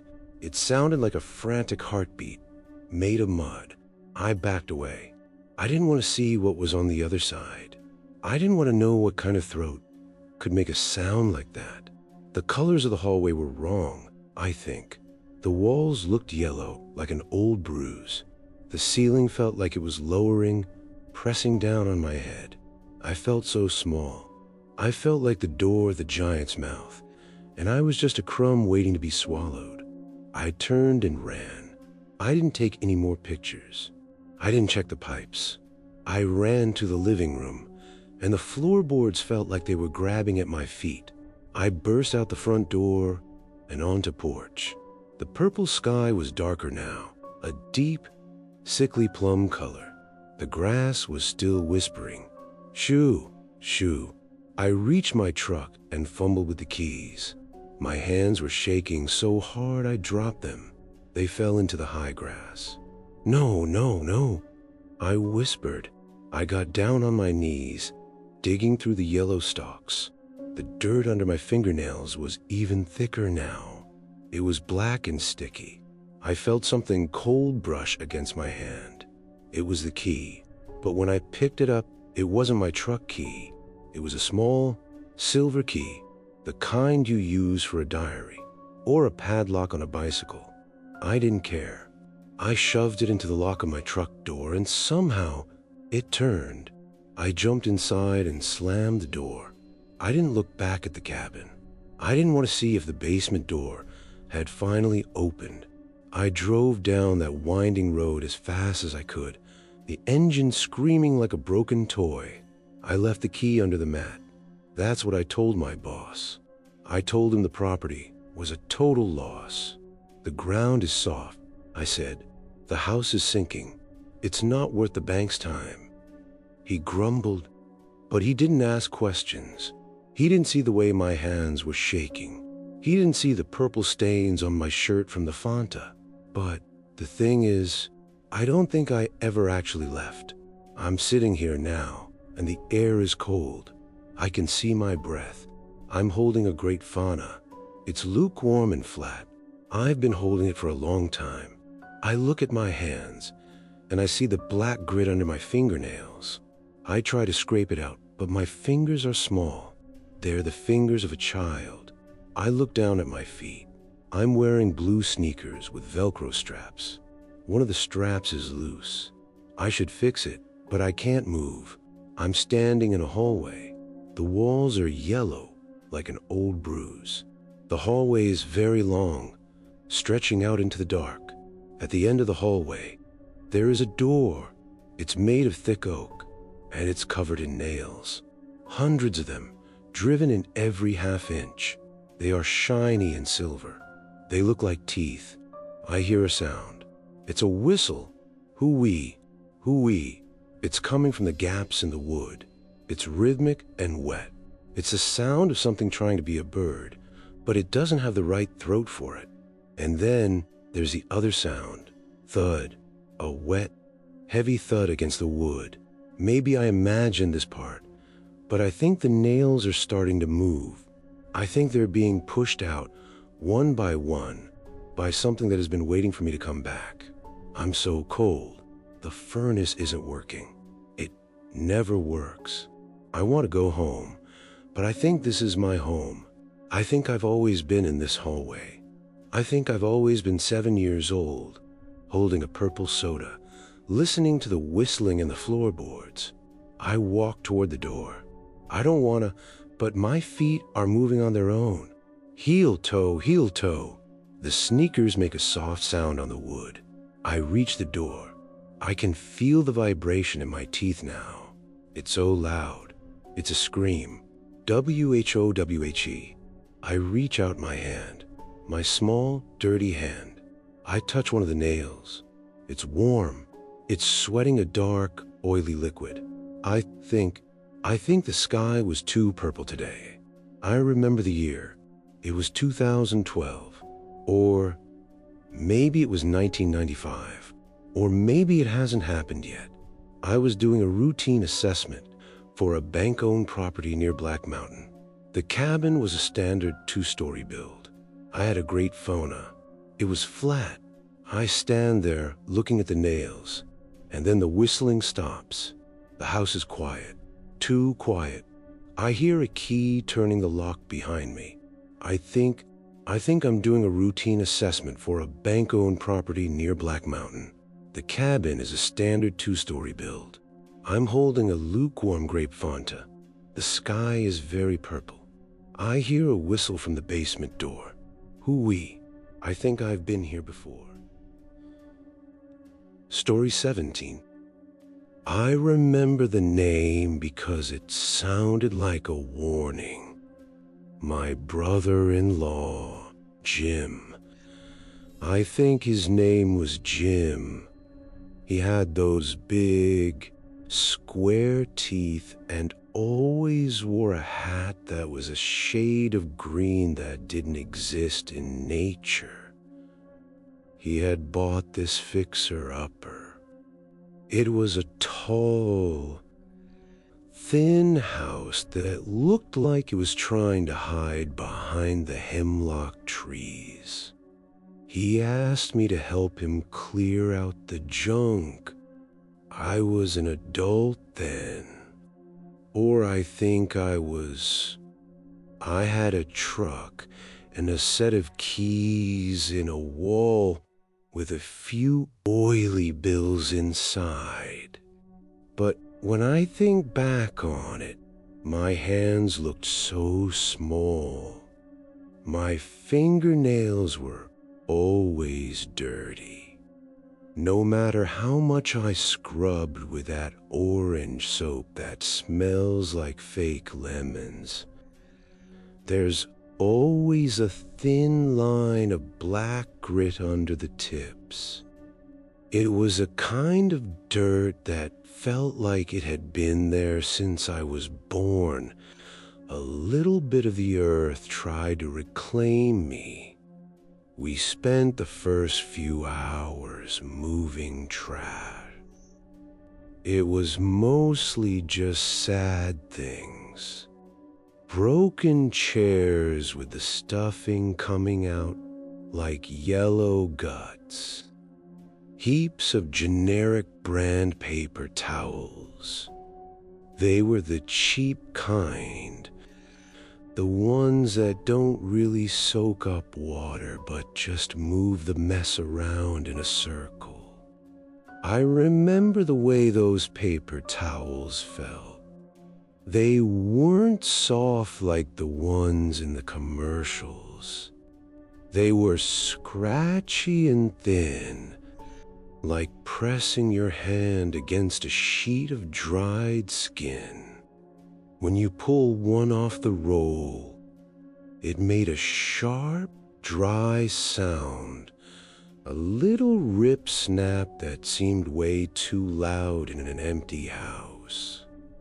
If you rubbed two of them together, they made a sound like 1,000 tiny insects crawling over a plastic bag. They were dusty, too. Every time I moved a stack, a cloud of white lint would float up into the air, dancing in the too bright light from windows. I spent a long time just watching that lint. It was so boring, just watching white specks fall on my dirty sneakers.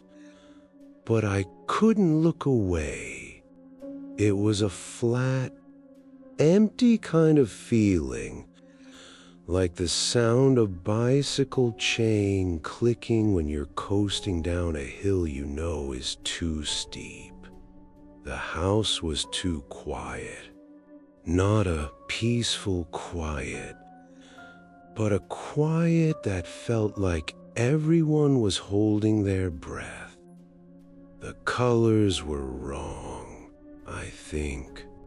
The wallpaper was a pale yellow, but it looked like it was bruised.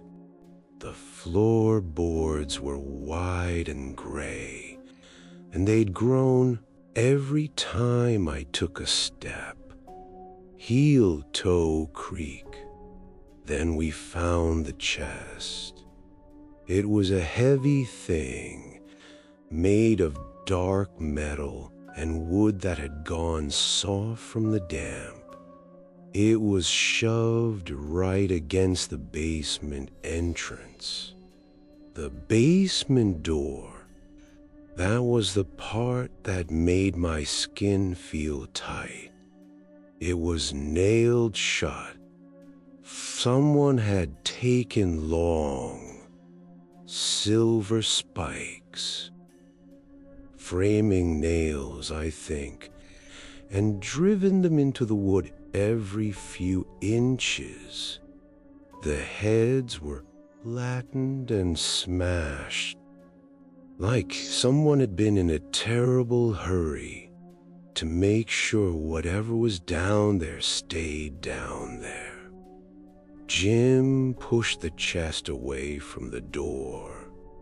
It made a long, screeching sound against the floor, like a girl screaming far away. He flipped the lid. Inside, there wasn't a set of tools. There was just one thing, a hammer. I was the one who picked it up. Maybe I imagined this part, but the air in the room felt like it turned into water the second my fingers touched it. The weight was all wrong. It was top-heavy, the metal head pulling my wrist down as if it wanted to hit the floor. The head was pitted, covered in deep, dark stains. They looked like rust, but they were too dark, almost purple. They looked like old scabs that had been turned into metal, but it was a handle that made me want to cry. It wasn't wood. It wasn't fiberglass. It was a single, long piece of bone. It was bleached white, the color of a dead tooth, and it was carved. There were these deep grooves in the bone that fit a human hand perfectly. too perfectly. When I gripped it, my fingers slid into the grooves as if the hammer had been grown just for me. My dirty fingernails lined up with the marks, and I felt a jolt of heat. The handle was hot. It was burning. The house had no power. The furnace had been dead for months, and the air in the hollow was chilly with the coming of fall. But the bone was thumping with a dull, dry heat like a fever. I could feel it through my skin, moving up my arm, making the bicycle chain of my pulse clack in my neck. "Give me that," Jim said. His voice sounded distorted, like he was speaking through a tin can. He took the hammer from me. I saw him flinch when he felt the heat, but he didn't drop it. He was a man who liked to fix things. He looked at that nailed-shut door, and he looked at the bone-handled hammer, and he decided he was going to see what was in the dark. He stepped up to the door. I stood back, my heart beating against my ribs like a bird in a shoebox. The height of the grass outside the window seemed to grow while I watched. It was pressing against the glass, long green tongues licking the pane. Jim hooked the claw of the hammer under one of the silver nails. He leaned back, put his weight into it. The moment the metal of the hammer touched the wood of the door, the house screamed. It wasn't a person. It was the hammer. It let out a sharp, high-pitched crack, like a dry branch snapping in the woods during a frost. It was so loud it made my ears ring. Jim let go of it as if it had turned into a snake. The hammer hit the floor with a heavy, wet thud. We both stared at it. The bone handle, it was breaking, but it wasn't splintering like wood. It was cracking like a rib, and from the cracks, a thick, yellow fluid started to ooze out. It looked like marrow. It looked like the stuff inside a bone that's been cracked open for soup. It started to bleed. The yellow fluid pooled on the gray floorboards, smelling of something sweet and rotten, like those generic paper towels soaked in old milk. And then I heard it, a knock. It came from the other side of the door, not a loud knock, a soft, rhythmic drumming. Thump, thump, thump. It matched the rhythm of my own heart. I looked at Jim and his face was white. His big square teeth were chattering. "We should go," I whispered. My voice was fragile. I felt like if I spoke any louder, my own bones might start to crack. We didn't finish the job. We ran out of that house, leaving the bleeding hammer on the floor. I remember the sound of the truck engine starting. It sounded like someone coughing up blood. I didn't look back at the house. I didn't want to see the yellow fluid reach in cracks in the floorboards. But here's the thing. I don't think we ever left a holler. I'm sitting here now, and the sky is still that flat, bright white. I'm holding a stack of those scratchy, generic paper towels. I'm trying to wipe the dirt from under my fingernails, but the grit is too deep. I look down at my hands, and they are so small. My sneakers are covered in white lint. The colors are wrong, I think. The room I'm in has bruised yellow wallpaper.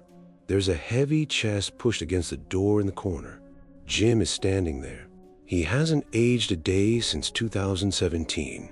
Or maybe it's 1994. Time is like the yellow marrow, thick and slow and hard to see through. Help me move this, Jim says. His voice is a low hum, like a bicycle chain. We push the chest. It screams against the floor. I know it's inside. I know it's waiting. I pick up the hammer. The bone handle is hot. It's so hot, it feels like it's part of my hand. My fingers slide into the grooves. They fit perfectly. I feel the fever climbing up my arm, turning my blood into that thick, yellow soup. I walk toward the basement door. The silver nails are watching me. They look like eyes. I can hear the drumming on the other side. Thump, thump, thump. The nails are still holding, I say, but my voice is a child's voice. I hook the claw into the first nail. I can feel the marrow pulsing inside the handle, ready to burst. I know that when I pull, the house will scream again, and I know that I will do this again, and again, and again. I've always been in this holler. I've always been clearing out the junk. I think the sky was too white today. It wasn't a blue sky, or even a gray one. It was just a flat, bright white that made my eyes ache. My brother-in-law bought a fixer-upper in a holler outside of Hazard, and he asked me to help him clear out the junk. I'm standing in the kitchen now. I have a stack of paper towels in my hand. They are scratchy and thin. There's a chest in front of the basement door. I think I imagine the part where we left. Story 18. I lived about a mile down the old gravel road from the Miller place, tucked back in a holler where the mountains crowd and so close to sun don't hardly reach the bottom till midday. That was back in 2018, right after my divorce got final and the mill laid me off in the same month. Money was tight, so I took the little rental cabin my uncle used to hunt out of. Nothing fancy, just 2 rooms, a wood stove, and a porch that sagged on one end. The road to it was mostly dirt and potholes, lined with pine and laurel, so thick you couldn't see 50 yards in any direction. Folks around here mind their own business, which suited me fine. I kept to myself, worked odd jobs fixing small engines for people in the valley, and tried not to think too much about how quiet the nights got. The Miller place had been empty as long as anybody could remember. Old man Miller died in Korea, and the family never came back to claim a proper. The house sat up on a little rise, paint peeled down the gray wood, roof patched with tar paper that flapped in the wind. What everybody noticed most was the basement door, boarded up tight with 2x4s and heavy nails since the war, according to the old-timers at the feed store. Said the stairs collapsed and they just sealed it off rather than fix it. The windows down there were small and set low in the foundation, covered with metal grates that had rusted solid. Nobody went near the place. Kids used to dare each other to run up on the porch, but that stopped after a few years. Too creepy, they said. I started noticing him on a Tuesday in early April. I was driving home from town with a bag of groceries. Windows down, because the truck didn't have AC worth a damn, for a clock exactly. And there he was, standing on the Miller porch like he'd been waiting for the clock to hit the hour. Yellow rain slicker, the cheap kind you get at the Dollar General. Hold up, even though the sky was clear blue and not a cloud in sight. He held a plastic grocery bag in one hand, the kind that's thin and crinkly. I slowed down without meaning to, just enough to see him better. He wasn't moving, just standing there, facing the yard, staring straight down at the ground. I figured maybe he was some squatter or a family that finally showed up. I drove on home and didn't think much more about it. Next Tuesday, same thing. 4 o'clock, yellow slicker, plastic bag. I was out walking my dog, an old beagle named Blue, and I stopped at the bend in the road where you can just see the porch through the trees. He was crushing something in his fist. Slow, steady squeezes. I heard the faint crunch even from that distance. Then he opened his hand and let the crumbs fall. The wind picked them up and carried them across the yard, straight toward those low basement windows. They disappeared into the grass right in front of the grates. He stood there another minute, then turned and went inside without a sound. The door shut soft, like he didn't want to wake anybody. I told myself it was nothing. People do strange things when they live alone too long.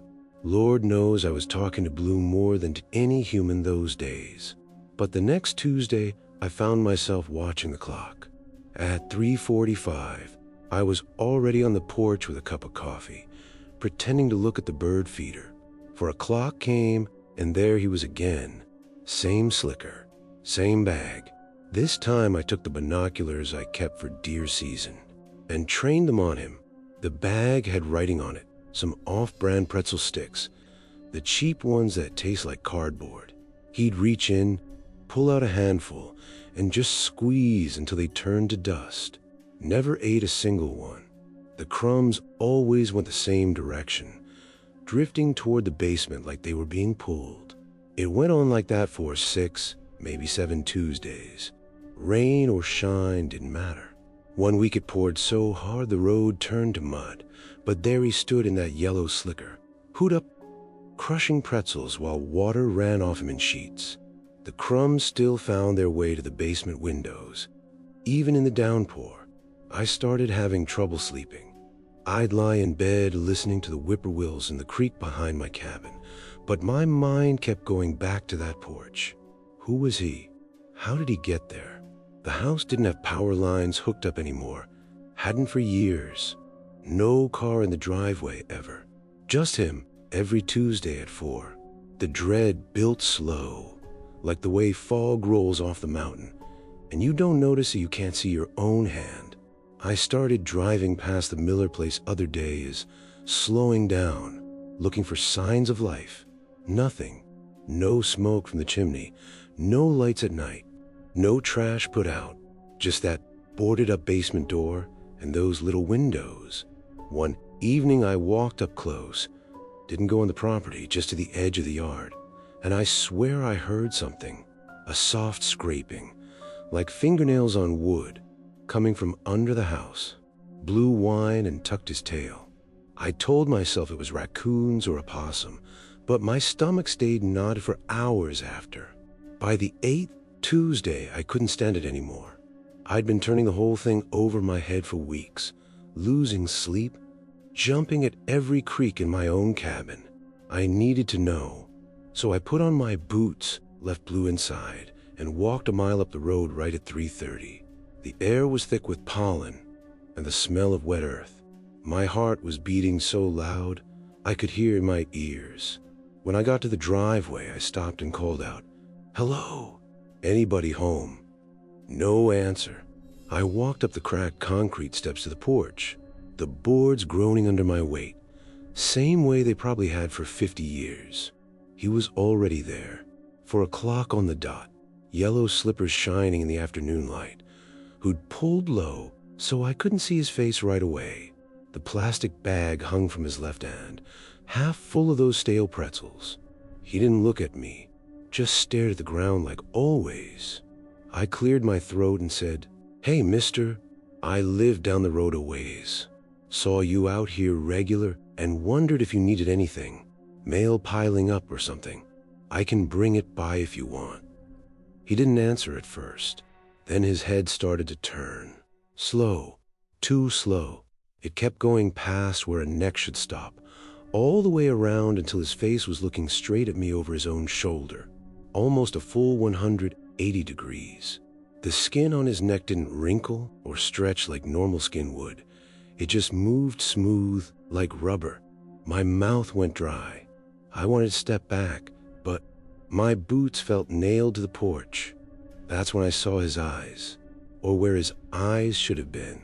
There was nothing, just smooth, pale skin stretched tight across the sockets, thin as paper, shiny like it was pulled drum tight over bone. No eyelids, no lashes, no shadow where the eyeballs would sit, just flat skin. My stomach flipped hard. I could hear my own breathing loud in the sudden quiet. Then he spoke, but the words didn't come from his mouth.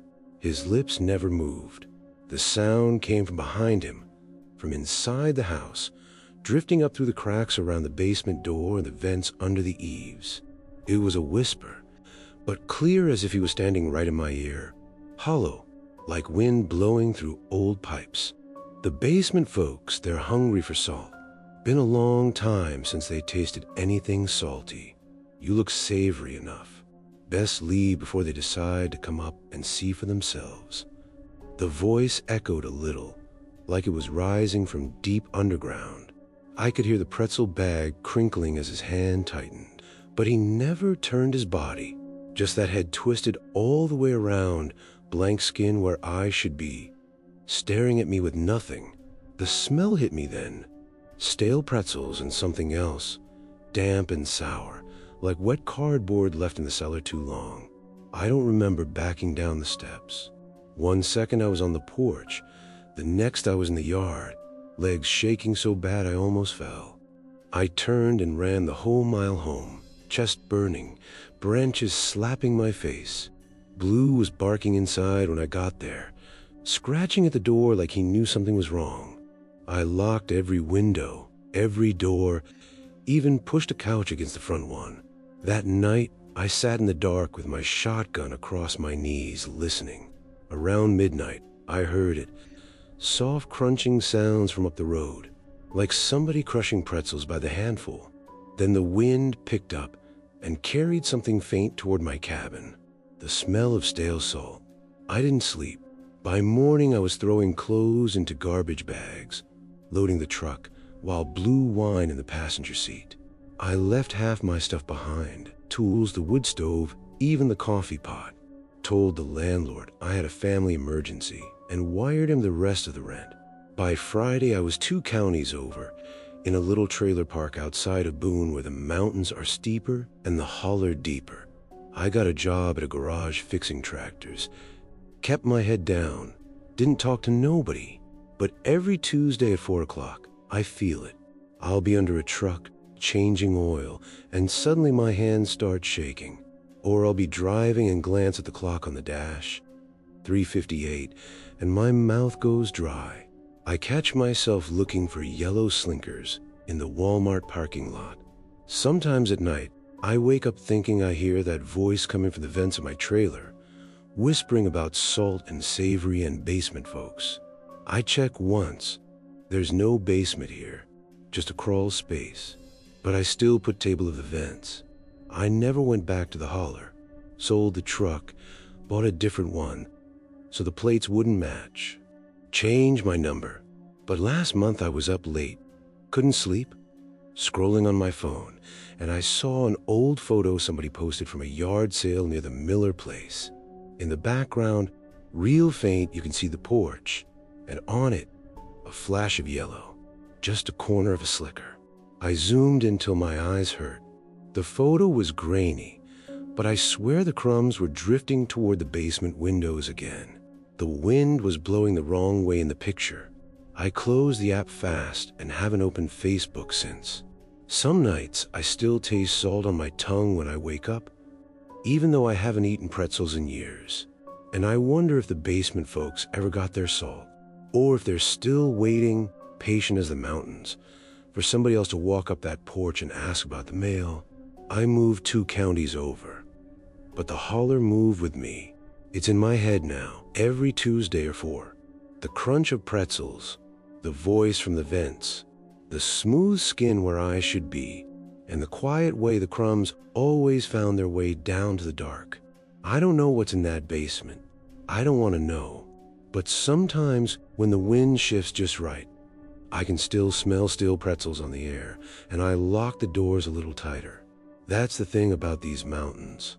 You can leave the holler, but the holler don't ever leave you, and some doors stay boarded for a reason. Strolling hygiene. I don't like talking about this. When I try, My tongue feels too big for my mouth, like I'm a child again and my teeth haven't all coming yet. The words bump into each other. They don't line up right. I'm not sure they ever did. It was 1988. I know that because my cousin Ray had just gotten a red bicycle for his birthday, and he wouldn't shut up about it. The chain made this clicking sound when he pedaled too slow. Click, click, click, click. He said he liked it that way. Said it sounded like a motorcycle. We were looking for a lost cat that afternoon. Uncle Howard said it wandered off toward the creek. He told us to keep our eyes open and not get distracted. I remember nodding like I understood what responsibility meant. I had dirt under my fingernails from digging up worms earlier, and I kept rubbing my thumb against a crescent of mud like it was a worry stone. The grass was high that summer, taller than my knees, maybe taller than my waist. The colors were wrong, I think, too green, like someone had turned up the brightness on the world. The sky felt close, almost pressing down. We found the cabin by accident, or maybe it found us. It sat on a flat limestone shelf above the creek, just like the story said. 6 feet up from the water, the stone worn smooth and pale like a bone left in the sun. The cabin wasn't big, just a square shape with sagging porch and windows that looked like blank eyes. We all knew about it. Everyone did. There were stories about a cellar nailed shut, about something underneath that nobody used anymore. But stories are just stories when you're 12. The door to the cellar was in the floor of the main room, thick planks nailed crosswise over it. The nails were new-looking, shiny. That's what bothered me first. The cabin itself looked old and tired, but those nails had a brightness to them, like they'd been put in yesterday. Ray crouched down and pressed his ear to the boards. "Nothing," he said. The inside of the cabin smelled like old rain and mouse droppings. There was a draft. Even though the windows were shut, it moved along the floor, cool against my ankles. We weren't supposed to go in. I know that, but the door wasn't locked. It just opened when we pushed it. Maybe I imagined this part, but it felt so real. The room seemed taller on the inside than it had any right to be.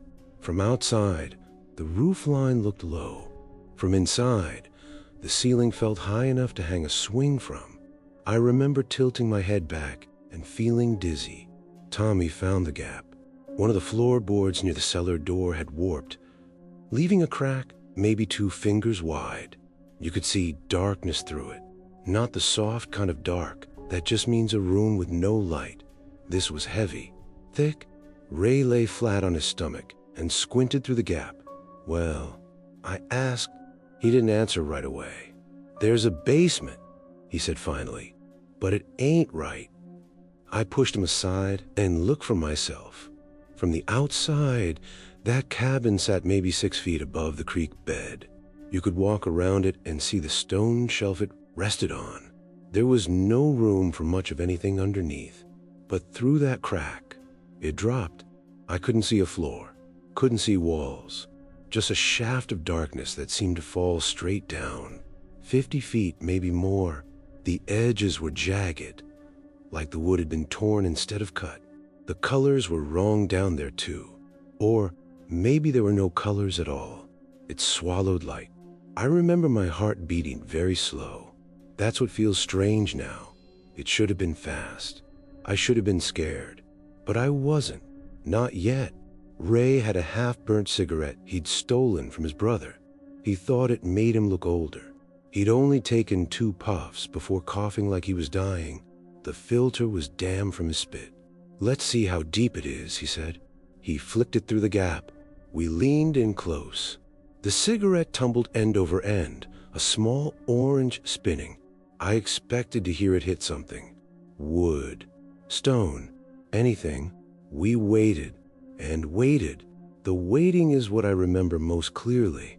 The silence wasn't normal silence. It pressed against my ears.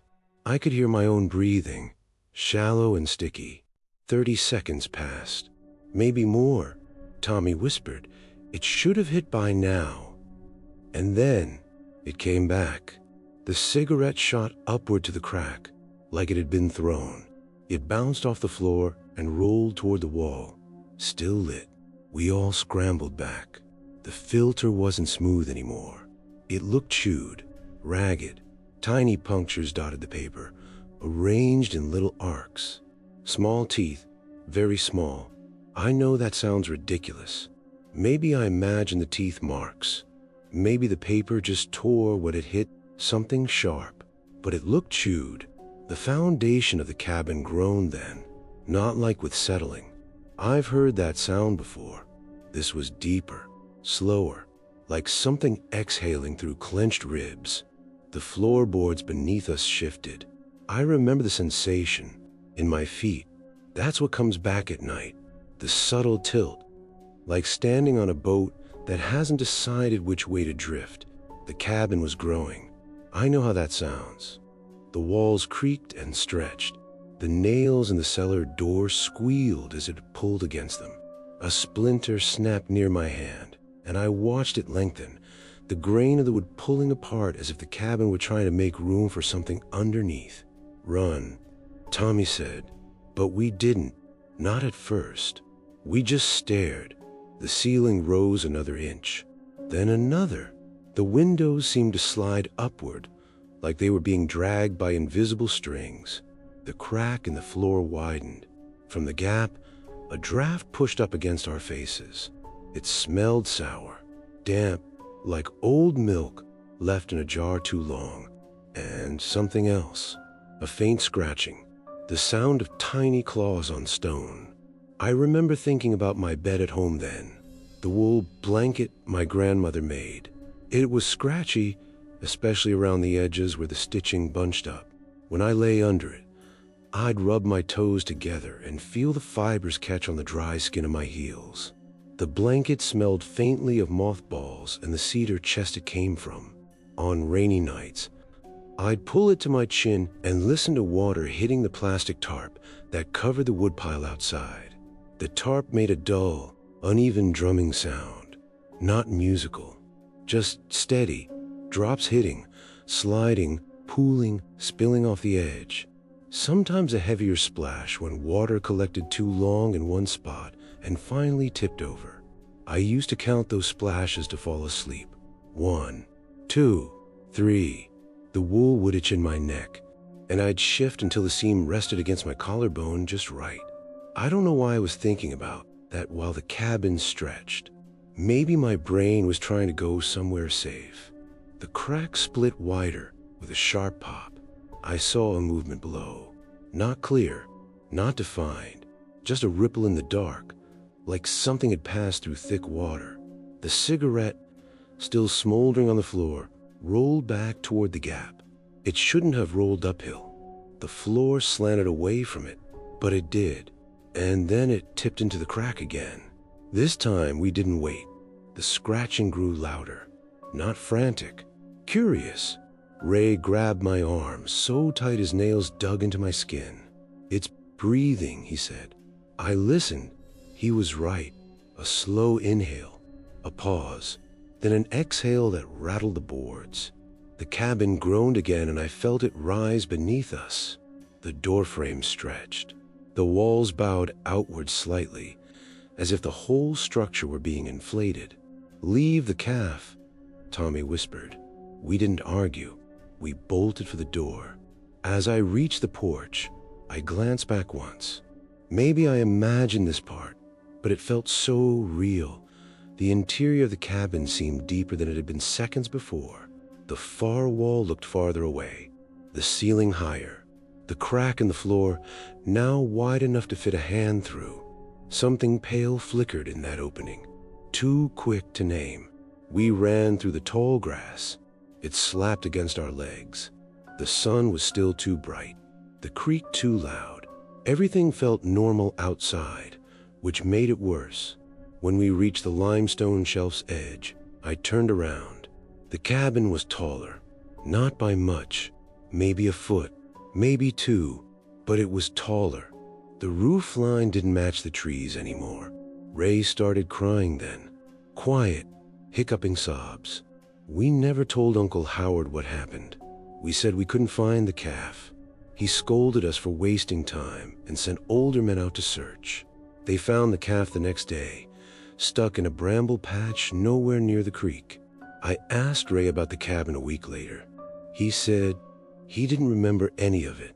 Said we never found a cabin. Said I must have dreamed it. Tommy moved away that fall. I lost touch. Sometimes I wonder if I did imagine it. Kids mix things up. Stories get tangled. But my arm had crescent scars where Ray's nails dug in. And when I close my eyes, I still hear the scratching. I went back once. Years later, or maybe not years. Time doesn't feel steady when I think about this. The limestone shelf was there. The creek, but the cabin, it looked small again. Ordinary. The nails on the cellar door were still shiny. I stepped inside. The air felt too thick. The ceiling too high.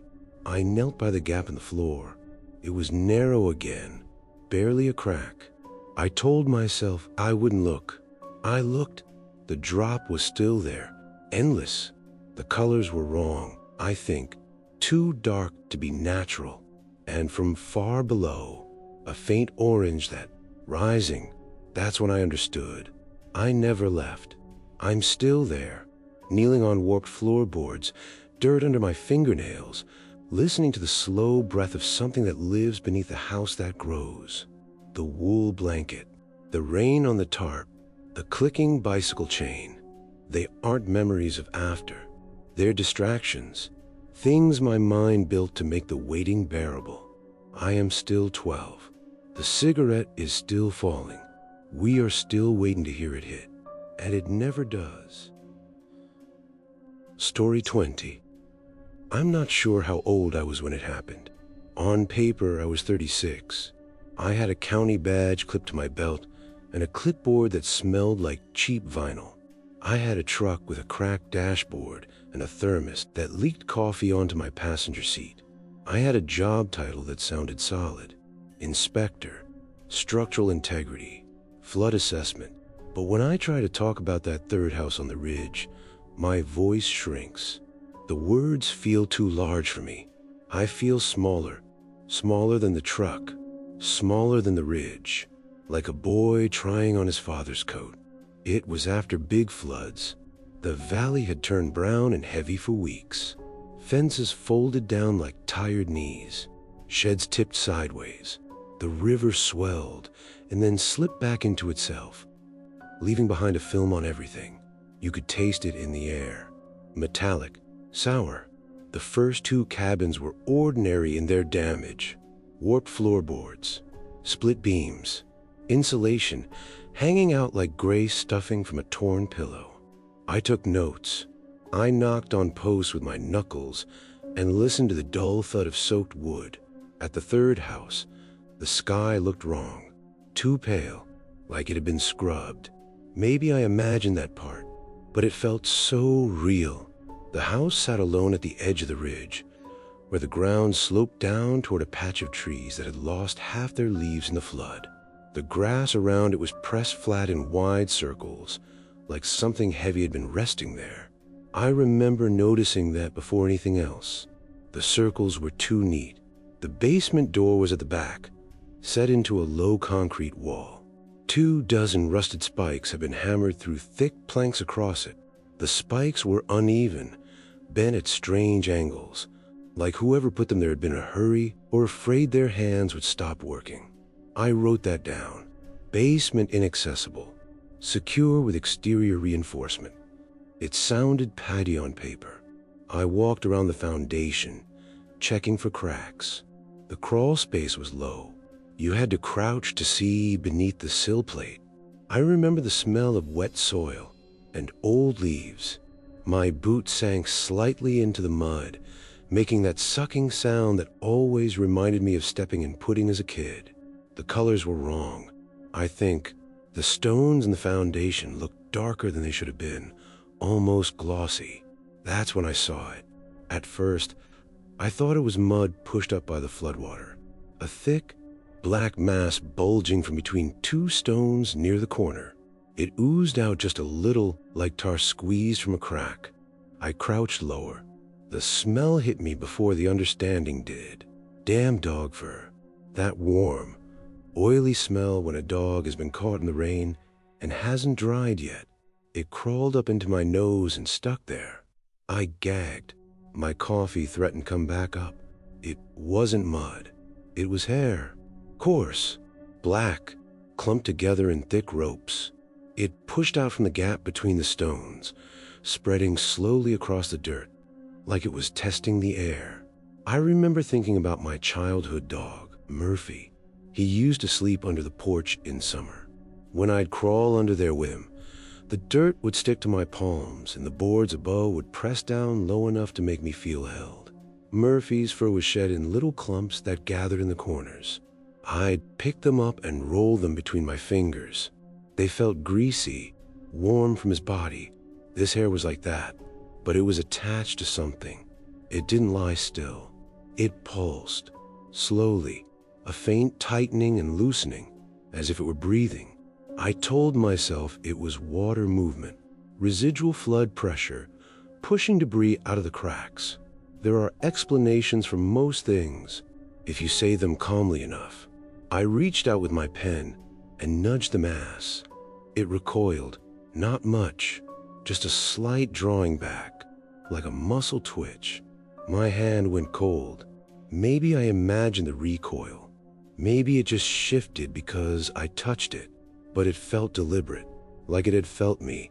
The house creaked above me, not the sharp snap of drying wood, a deeper sound, a low, strained murmur that seemed to move through the beams and into the ground.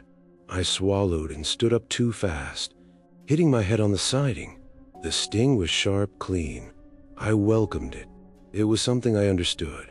I should have left then. I didn't. Inspectors take samples. That's what we do. We bag things. We label them. We send them to labs where men in clean gloves tell us what they are. I pulled out my pocket knife. It was an old one, the kind with 2 blades and a chipped red handle. I'd had it since I was a boy. I used to whittle sticks with it, sitting on the back steps while my father mowed the yard. The blade would catch on knots in the wood, and I'd feel the vibration in my wrist. I flipped it open. The click sounded too loud. I knelt again, close enough that the smell made my eyes water. The hair had spread further. It was weaving itself into the soil, threading between pebbles, anchoring. The colors were wrong, I think. The black wasn't just black. It had depth to it, like if you stared too long, you might fall forward. I pressed the blade into one of the thicker strands. The instant the metal touched it, the entire cabin shivered. Not metaphorically. It shivered. The siding rattled. The windows hummed in their frames.